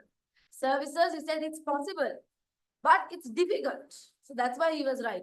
The other guy said it was impossible. No, that's wrong. It's possible. Yeah, exactly. No, not nothing is impossible. In this situation, it's not impossible. It's possible. But yeah, it's difficult. So when they say cannot, then it's. So we'll take a short break and then after that we'll continue with throughput accounting. We have remaining throughput accounting and environmental accounting. What's the time? Only a 15-minute break, guys, because you already have a very short class. Come back at 4:05.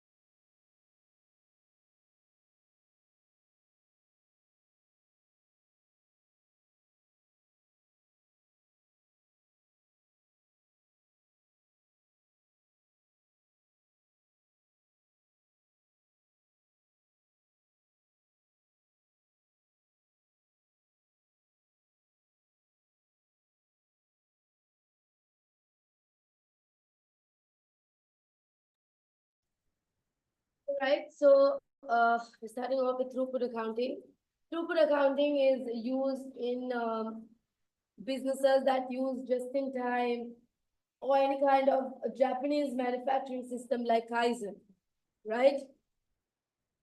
What's throughput? It's actually used instead of contribution. Contribution is generally found by taking sales minus all variable cost, right? But in a throughput system, we believe that the only variable cost is material cost. Because even labor, they believe is to be fixed, right? So throughput is sales minus only the material cost. So in a throughput environment, all other costs other than material, meaning including labor, fall into total factory cost category, right? So in JIT environment, there's ideal inventory is zero. They don't keep any inventory, right? So the work in progress is only valued at material cost. Throughput is very useful in JIT environments. So in traditional accounting, as inventory was an asset, but in a throughput environment, inventory is not an asset, it's a liability. So they don't hold any inventory.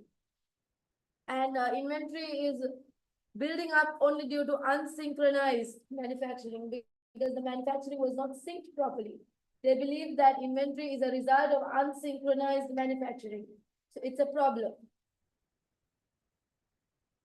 Cost can be classified as either direct or indirect. Here there is no such classification. Product's profitability was taken by taking selling price minus total cost. But here, no, it's nothing like that. The profitability is determined at the rate at which money is earned. Profit can be increased by reducing costs. Here, profit is a function of managing your material costs, total factory costs, and your throughput. So the theory of constraints apply because you would try to overcome any bottlenecks. And if there is any bottleneck or a limiting factor, you will try to overcome it, right? And you will try to produce, if there is a limitation, you will try to produce the best combination of resources or products based on which product maximizes your throughput per bottleneck resource. Right, so in a situation of limiting factors, you try to optimize your throughput, right? There are 5 steps when there are constraints. You first try to identify your constraint, then you try to exploit your bottleneck, meaning you try to expand it. There is a limitation. Limitations can come in the form of limited material, limited suppliers, labor, machine hour limitations, poor salesperson who are unable to sell, so limited demand.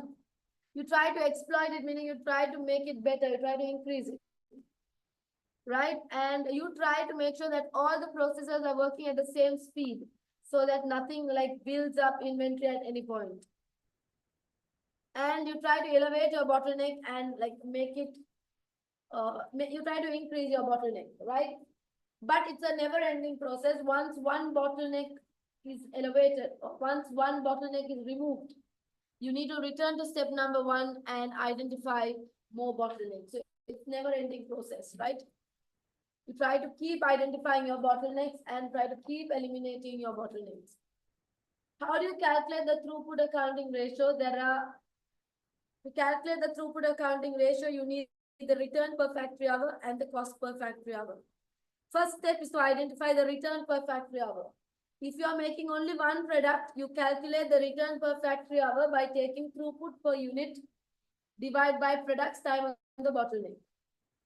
If you are making more than one product, the return per factory hour will be total throughput from all products divided by total bottleneck hours available. Cost per factory hour is always calculated using the same formula. Total factory cost, that's including the labor cost, divided by total time available on bottleneck. So to calculate the throughput accounting ratio, you use a return per factory hour and divide it by the cost per factory hour. Users of the throughput accounting ratio, so generally if this ratio is greater than 1, it means that the return is higher. If the ratio is lesser than 1, it means the cost is higher. So throughput ratio of greater than 1 would suggest that throughput or the return exceeds the operating cost. If it is lesser than 1, that means throughput is not sufficient to cover the operating cost. There are some limitations. It's only looking at the short term, because we learn in economics as well, in the long run, all costs are variable.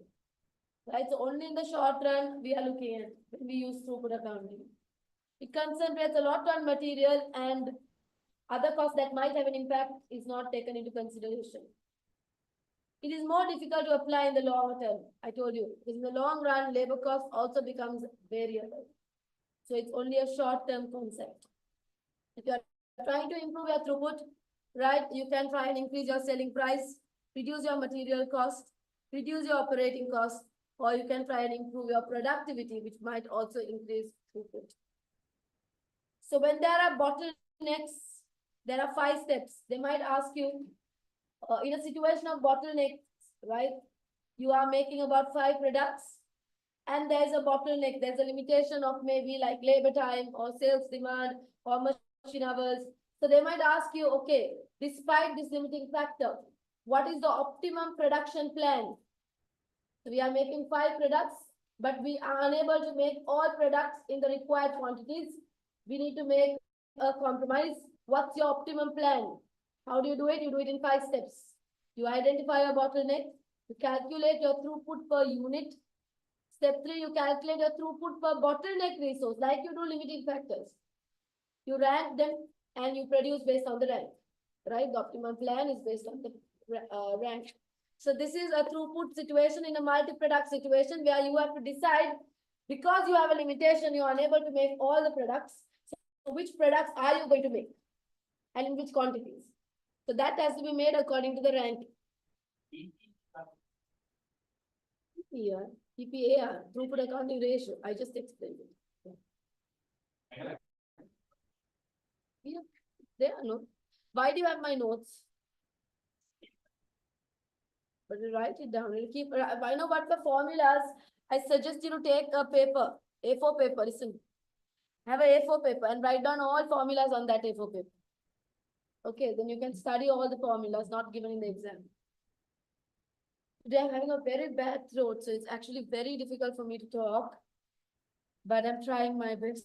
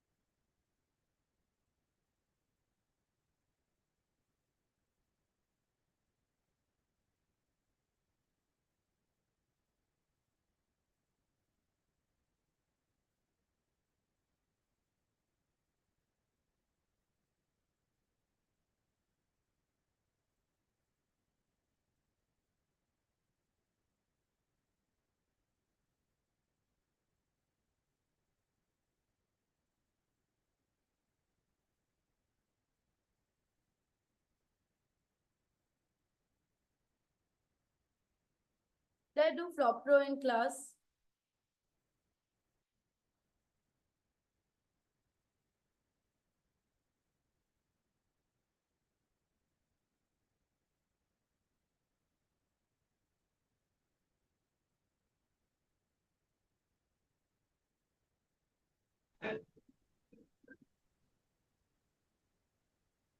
Right, I'm not done. But this is again a section B, a C question. You will not be getting this area in section C, right? It will be in B. But it's okay because it's still a good question to start with. Sharuni, are you doing the exam this time? I just saw you. Good to see you again. But I think you didn't do the exam yet, right? You're doing it only this time.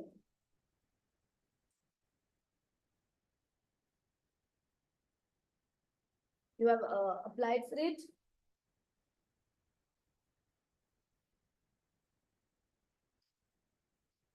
Okay, let's do this question.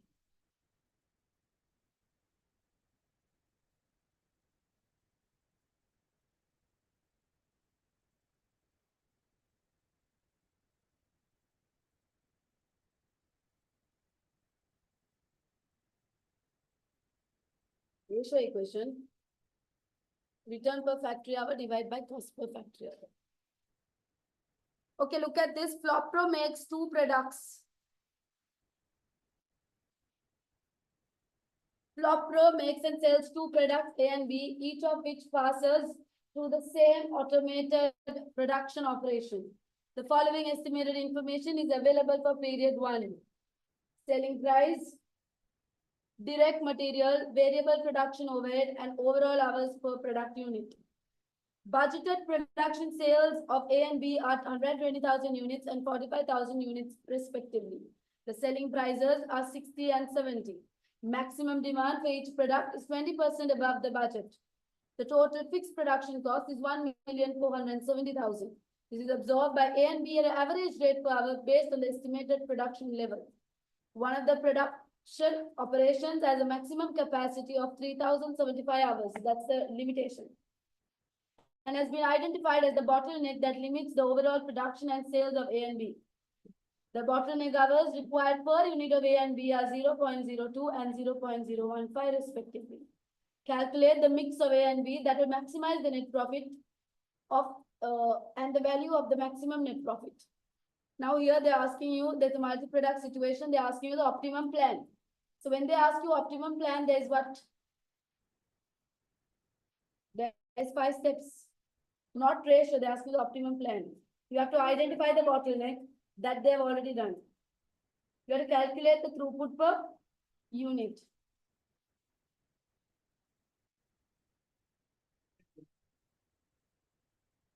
Throughput per unit. Step 1 was to identify bottleneck. That was, bottleneck was 1,075 hours of what? Some hours, not some hours. This is the bottleneck.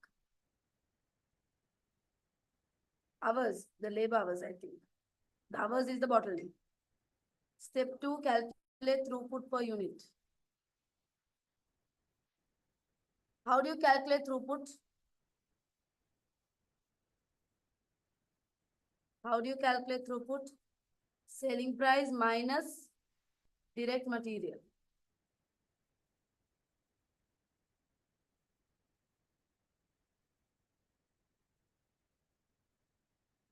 Step number 3 is what? Calculate throughput per bottleneck resource.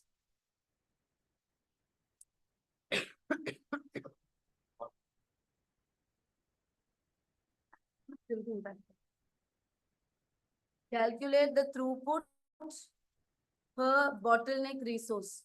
Now tell me the bottleneck resource here was the hours, right? So bottleneck resource per unit. For 1 unit of A, how much of bottleneck resource did you need? A required 0.02 hours and B 0.015. So what was the throughput per bottleneck per hour? Basically throughput per hour. What was the throughput per hour? 59 divided by 0.02. How much is it?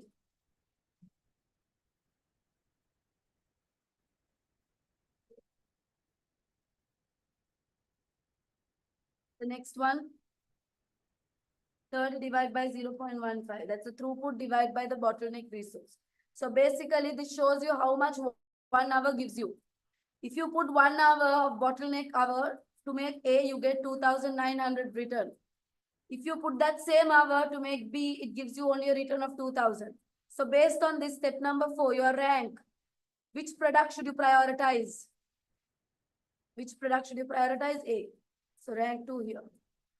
So that's your priority. Now step 4 or step 5, your optimum plan. So which product are you going to be making first? A.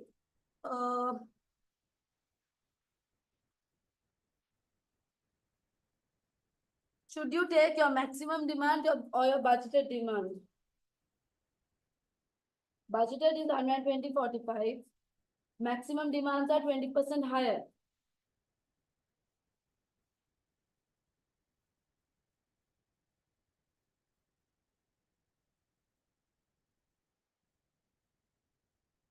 To maximize the net profit, you should manufacture up to your maximum demand, right? So what's the maximum demand for A? What's the maximum demand? Maximum demand is 20% above the budget. So 120,000.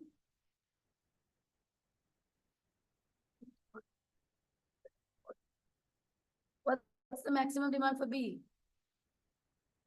45,000 into 1. So basically we will want to make A first and you will want to make all of this. But how many hours will it take?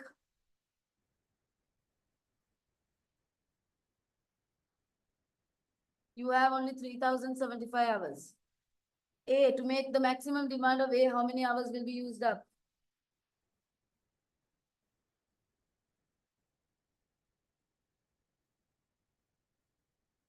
So how many hours do you have remaining to make B? Meaning how many units of B can you make? 195 divided by 0.015. So B, you're only able to make 13,000.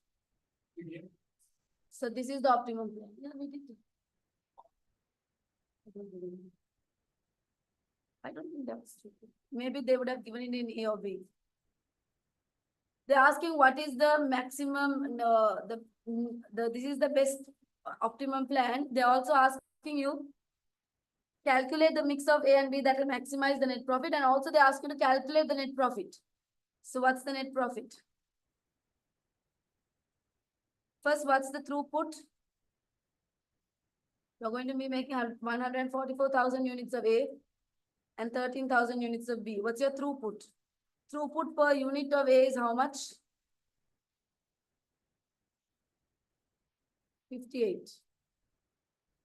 Throughput per unit of B is 30. So what is your total throughput?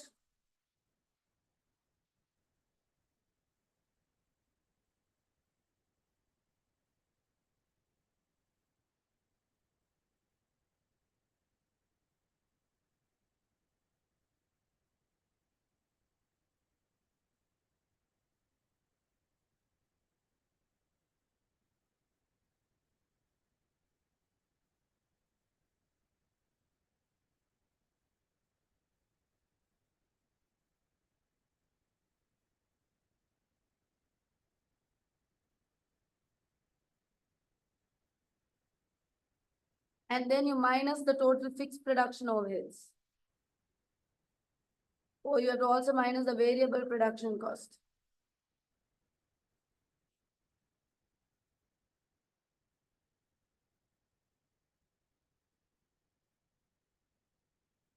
To get net profit, you'd also minus the variable production cost. That will be into 28 plus 13,000 into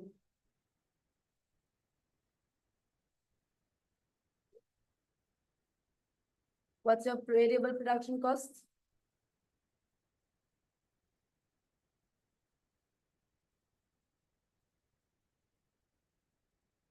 Is it this amount? And then also minus the fixed cost.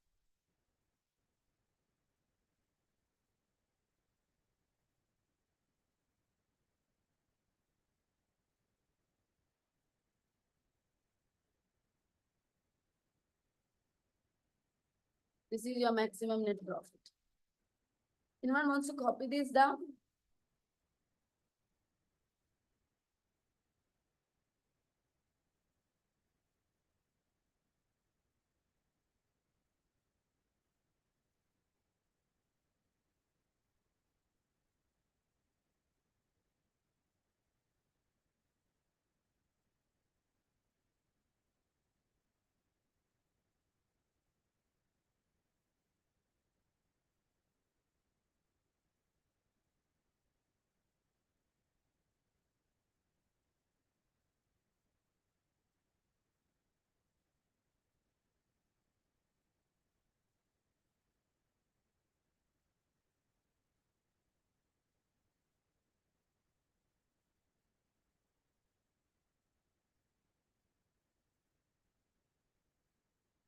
Oh, actually, in the first one, they have used contribution, not throughput.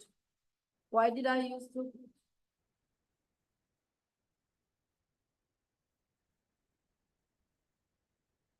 Because they said to maximize net profit, right?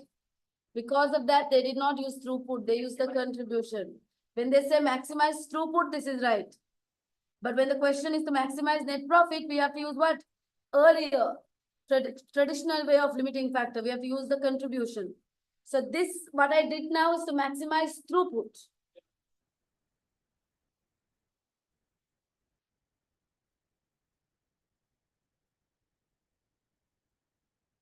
Yeah, actually, I have done this.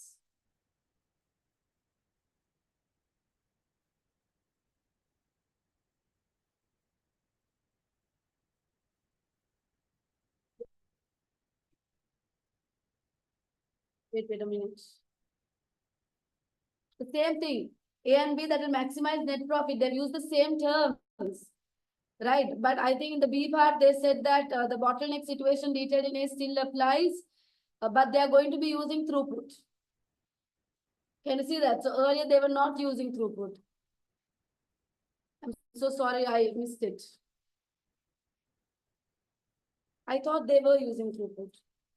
Because actually this question, previously, the first part was to be done using throughput concepts, but they've changed this question. So here the thing is, in the first part, they have not mentioned throughput anywhere, right? So they use the normal principles of contribution. What I did now was for the second part, where they're saying to use throughput accounting.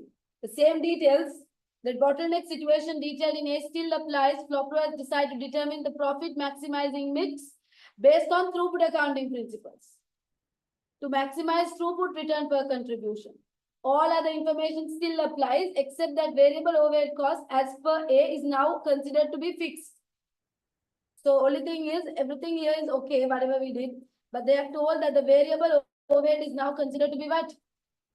Fixed.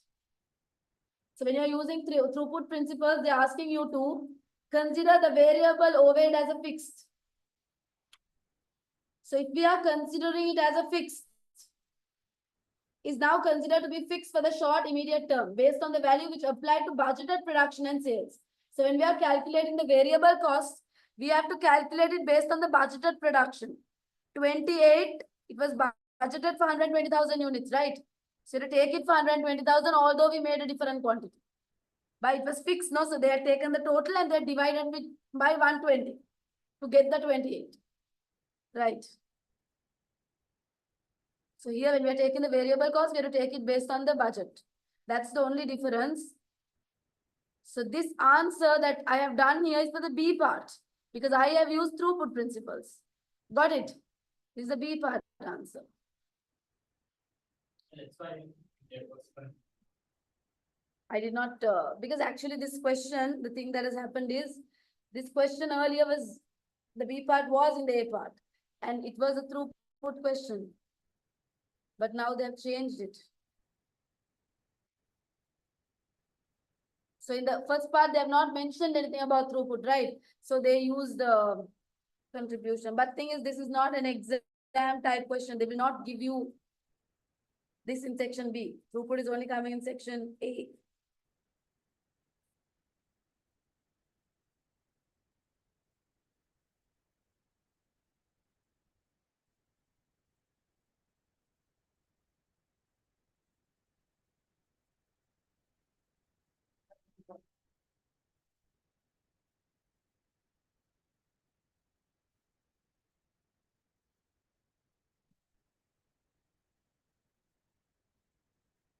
Okay. So you see, we have done the B part. All right, students. The A part, you do it using the normal limiting factors, right? Which you will learn again later. So A part, they use contribution per bottleneck and rank according to that and produce also according to that. So according to contribution, B was ranked number 1. Same thing you do it, but using contribution principles. Then in the next part, I'm not doing the A part. Calculate the throughput accounting ratio, Ashmat, throughput accounting ratio for product B, for the single product, which is calculated as they're given the formula as well. They ask you to calculate the throughput accounting ratio. How do you calculate throughput accounting ratio? Return per factory hour.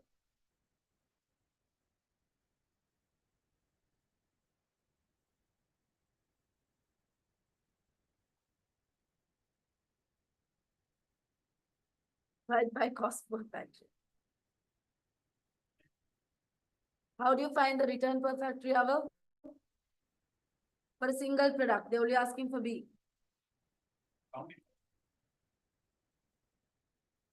No, return per factory hour, you have a formula, right? Throughput per unit. That's the throughput of B divided by hours on B. That is the limited hours on B. Throughput per unit of B was what? 58, right? And it took 0. No. B was 30.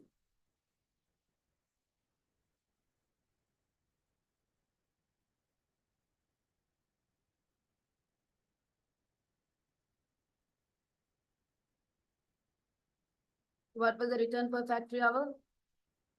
Oh, this ruler, it doesn't go.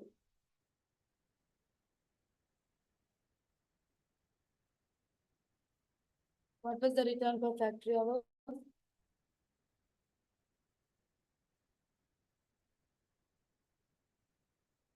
Cost per factory hour, you have to take all other costs other than material.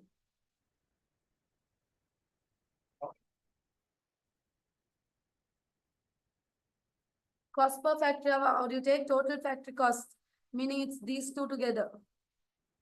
Both of this, right?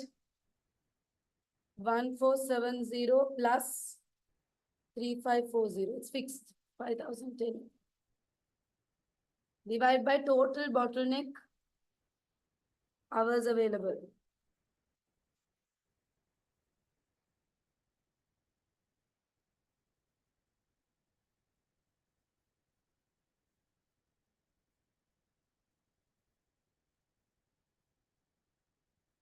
$1,632.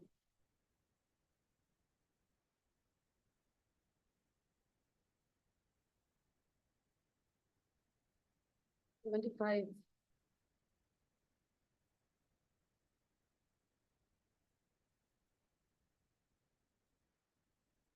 So what's your throughput?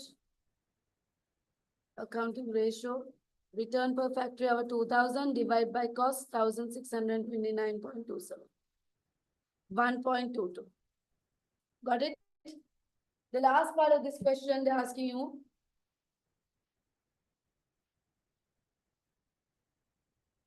Comment on the interpretation of the throughput accounting ratios and their use as a control device. Your answer should revert to the ratio of B. Now this ratio of B is greater than 1, right? Look here, the ratio of B is greater than 1, right? Meaning the return is greater than the cost. While throughput accounting principles are applied, a product is worth producing if the throughput return per bottleneck hour is greater than the cost per hour.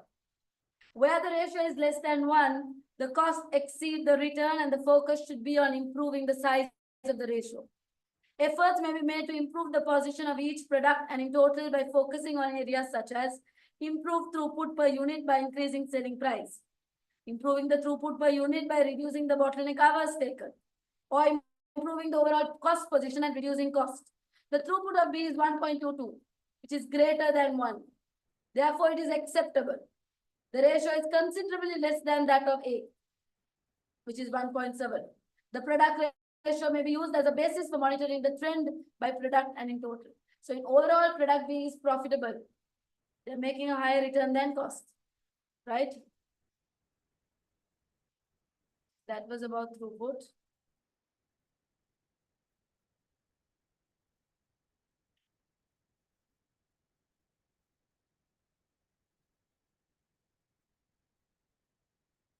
Environmental costing, there's very less questions. I think I'll have to find something here.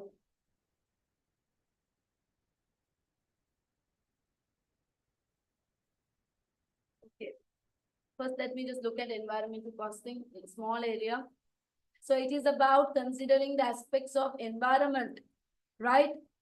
When you are planning your cost and taking into consideration the environmental cost.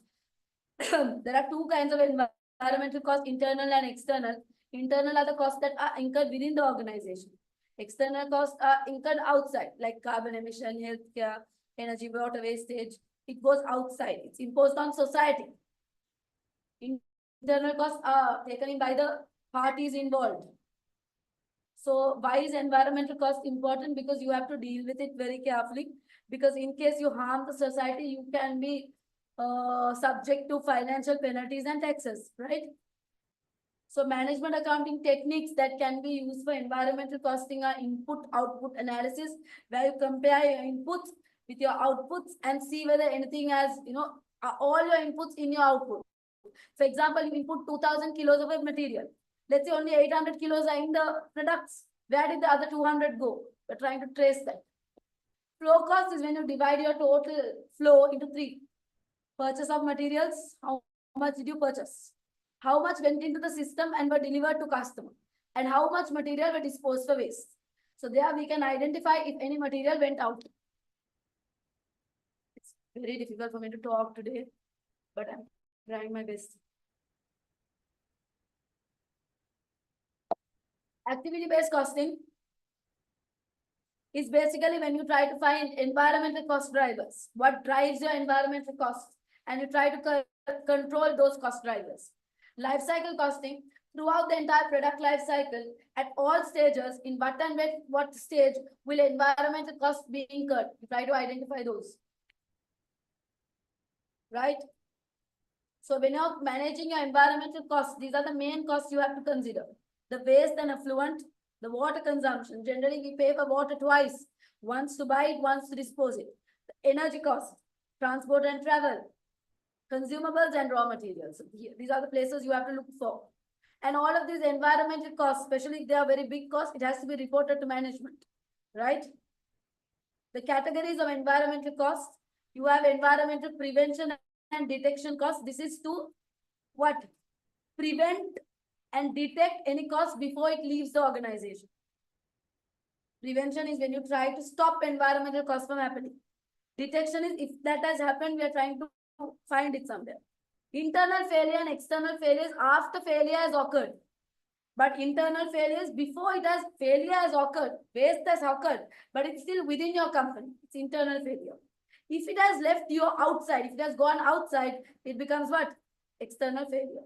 So prevention and detection are cost of compliance, cost of complying by the rules and regulations. External and internal failure is because of non-compliance, because you went wrong somewhere, there are the failure costs. Internal failure is a little less serious, but external failure can be very serious because you can attract government attention, attention from pressure groups, all of that as well.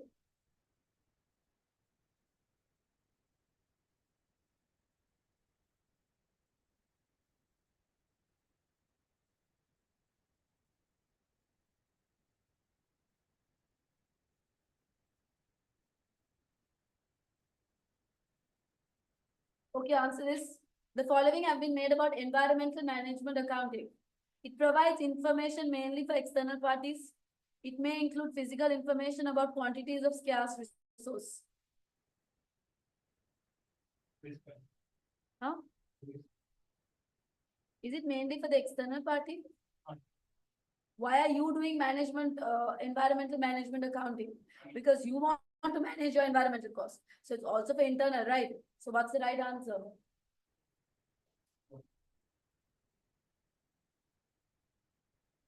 Yeah, it can include the physical quantities of the raw materials used because you consider raw material cost, right? First one is wrong.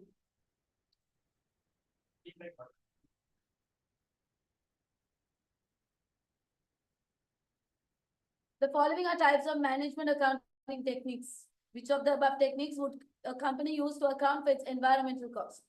Low cost, input, output, life cycle, activities. All right. Here the four. Input, output, flow cost, activity based, life cycle.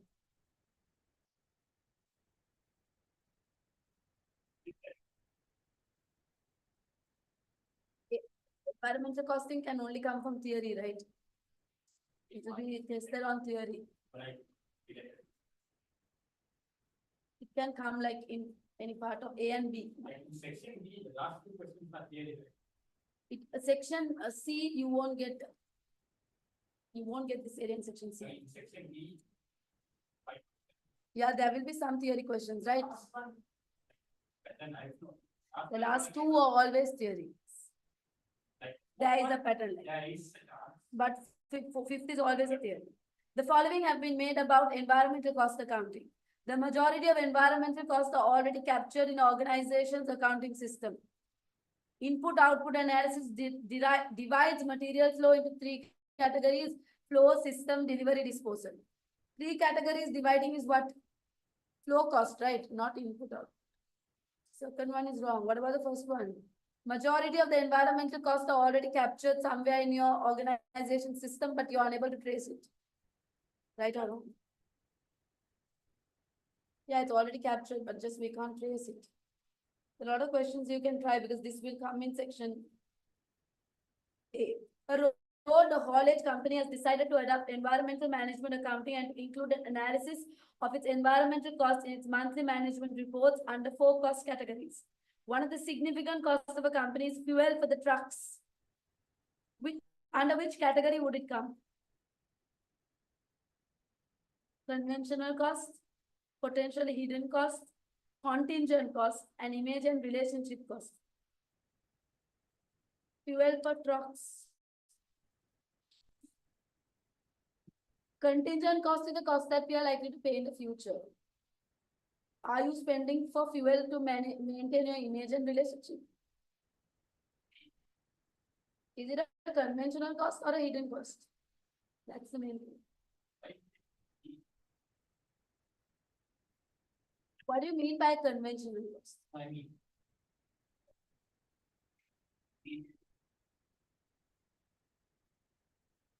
The fuel. Yeah, I mean. Yeah. Like.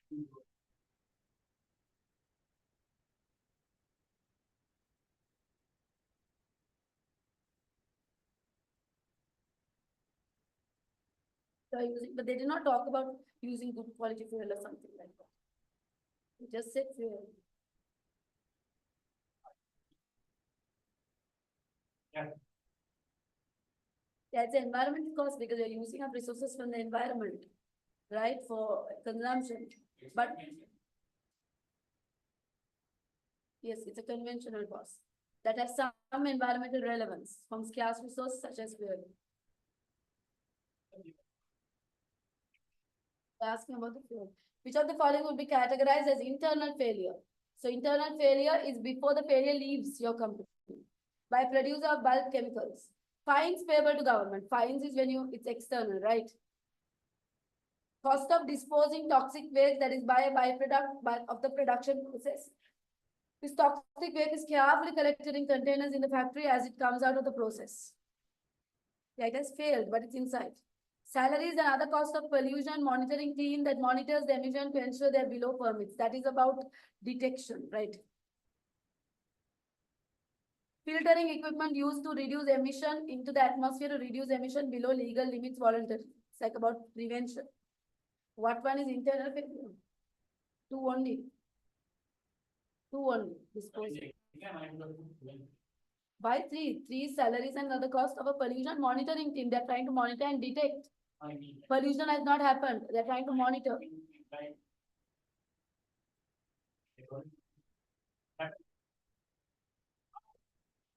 Yeah, but still they're monitoring, meaning that what are you doing by monitoring? You're trying to detect. Detection is a big cost.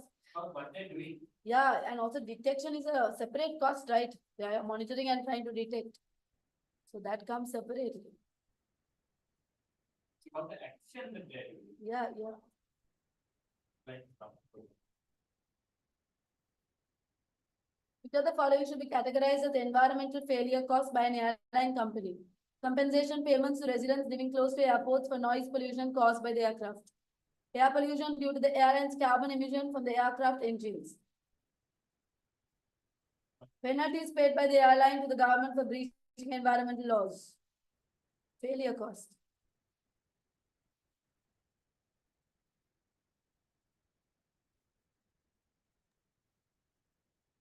one is it? I don't know. You all tell me. What did you B. mark? B, all three. Yeah. Let's see. How many is wrong. No, it's correct.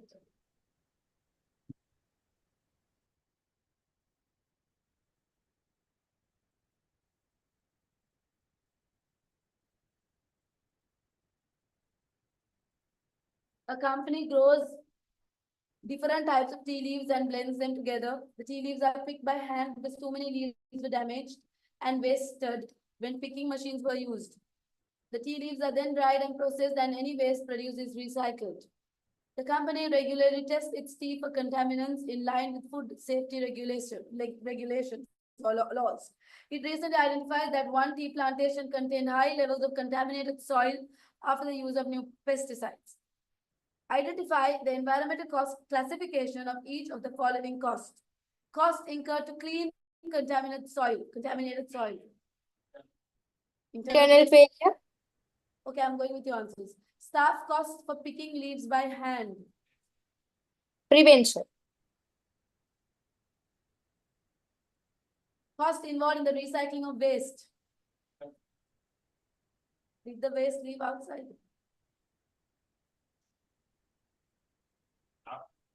Did external? No. I think What do you all say for the third one? Internal. Last one, cost incurred for testing tea for contaminants. Testing to detect. detection. So I think the third one is external failure.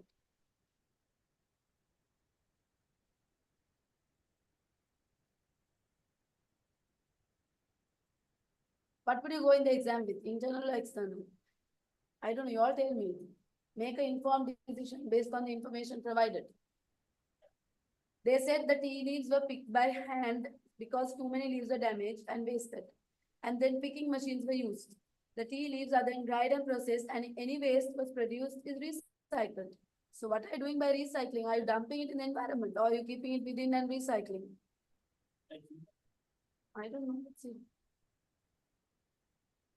Actually, the first one was external failure. Oh. That was right. The first one was wrong. Cost incurred to clean contaminated soil. The soil that is contaminated is where everyone lives as well, right? Contaminated soil. Tea leaves are picked by hand.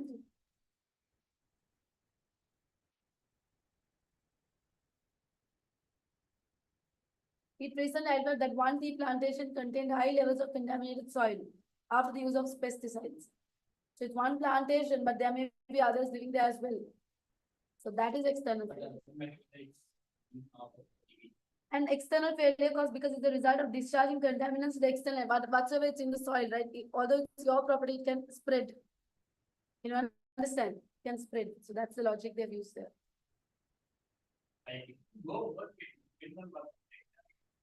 Yeah, no, but they should have been more specific there actually. They should have been more specific. It's a little, you can argue with me. It's my soil, then it's internal. But if it's spreading, then it's external. Which two of the following activities are internal failure costs? Just two are internal failure. Quality control inspection to monitor pollution levels in water leaving a production process. Monitoring is what? Prevention. What? No, detection. Water purification treatment to clean wastewater before it leaves the factory. That's an internal thing, right? Fitting of carbon filters to machine processes to reduce carbon emission. Prevention. Power usage measuring system to monitor energy consumption within the factory. Monitor is what? Yes. Payment of fines for breaching environmental laws. Installation of heating pipes in the factory to reduce heat loss. Prevention. Public relation cost to remedy reputational damage. Reputational damage is what? Capturing and recycling of waste exhaust gases to generate energy. Your Internal. Miss, then monitoring is always detection. Yeah. Monitoring. Why are you monitoring? To detect, right?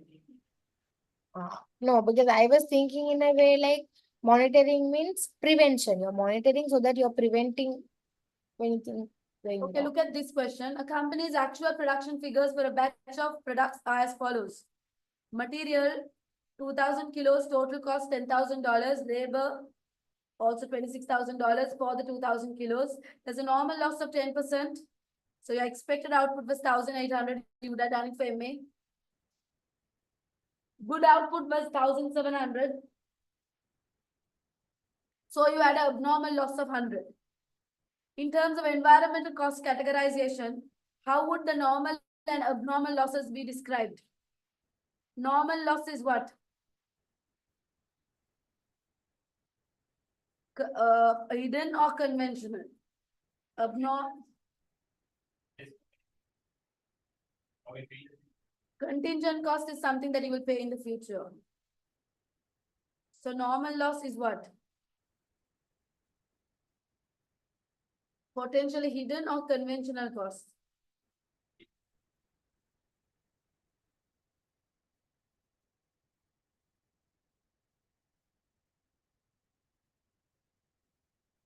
One moment, I want to check this.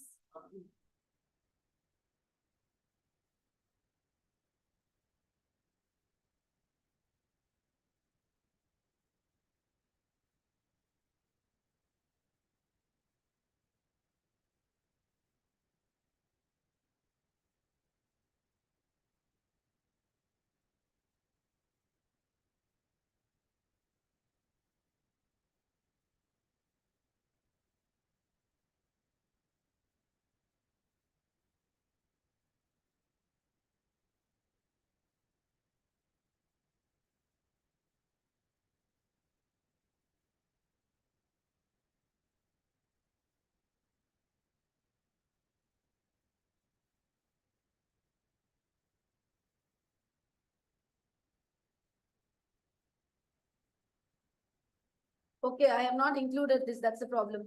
Conventional cost, look at this. Let me explain this. Conventional cost, environmental related cost, buying energy and other scarce resources. Right? It's about buying the resources. Listen, Ashmat.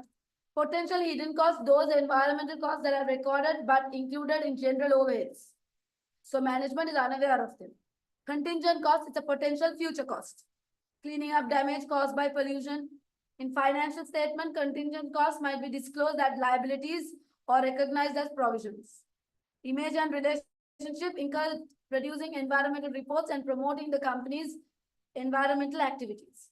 So conventional cost is something that you incur on a day, like a daily basis due to using environmental factors. Now, where does this fall in?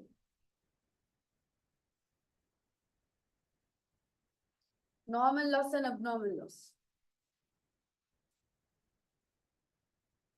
There was labor material included, right? So where does it fall? Normal loss, will it be hidden? Yeah. And abnormal, it's like this, right? Normal loss is valued at scrap. Abnormal loss is valued at what? The cost of unit, right? So tell me, normal loss is valued at scrap. Will it be shown anywhere? Abnormal loss,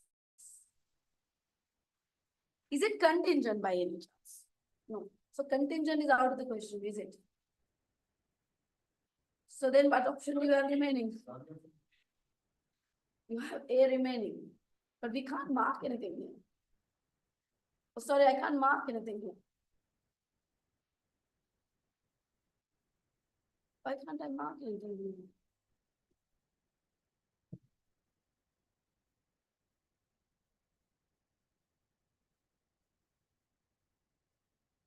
I actually can't mark anything.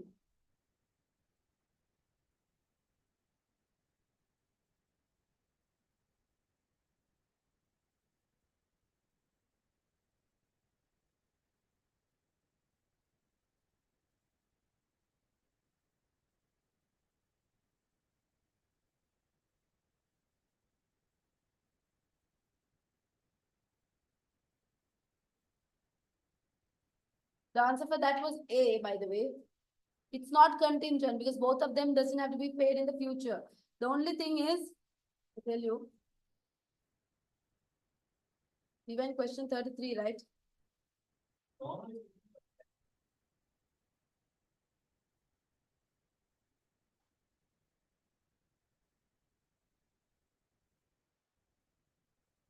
Yeah, you know why? Wait, I wanted to explain that question. Because at the end, then I can't keep everything.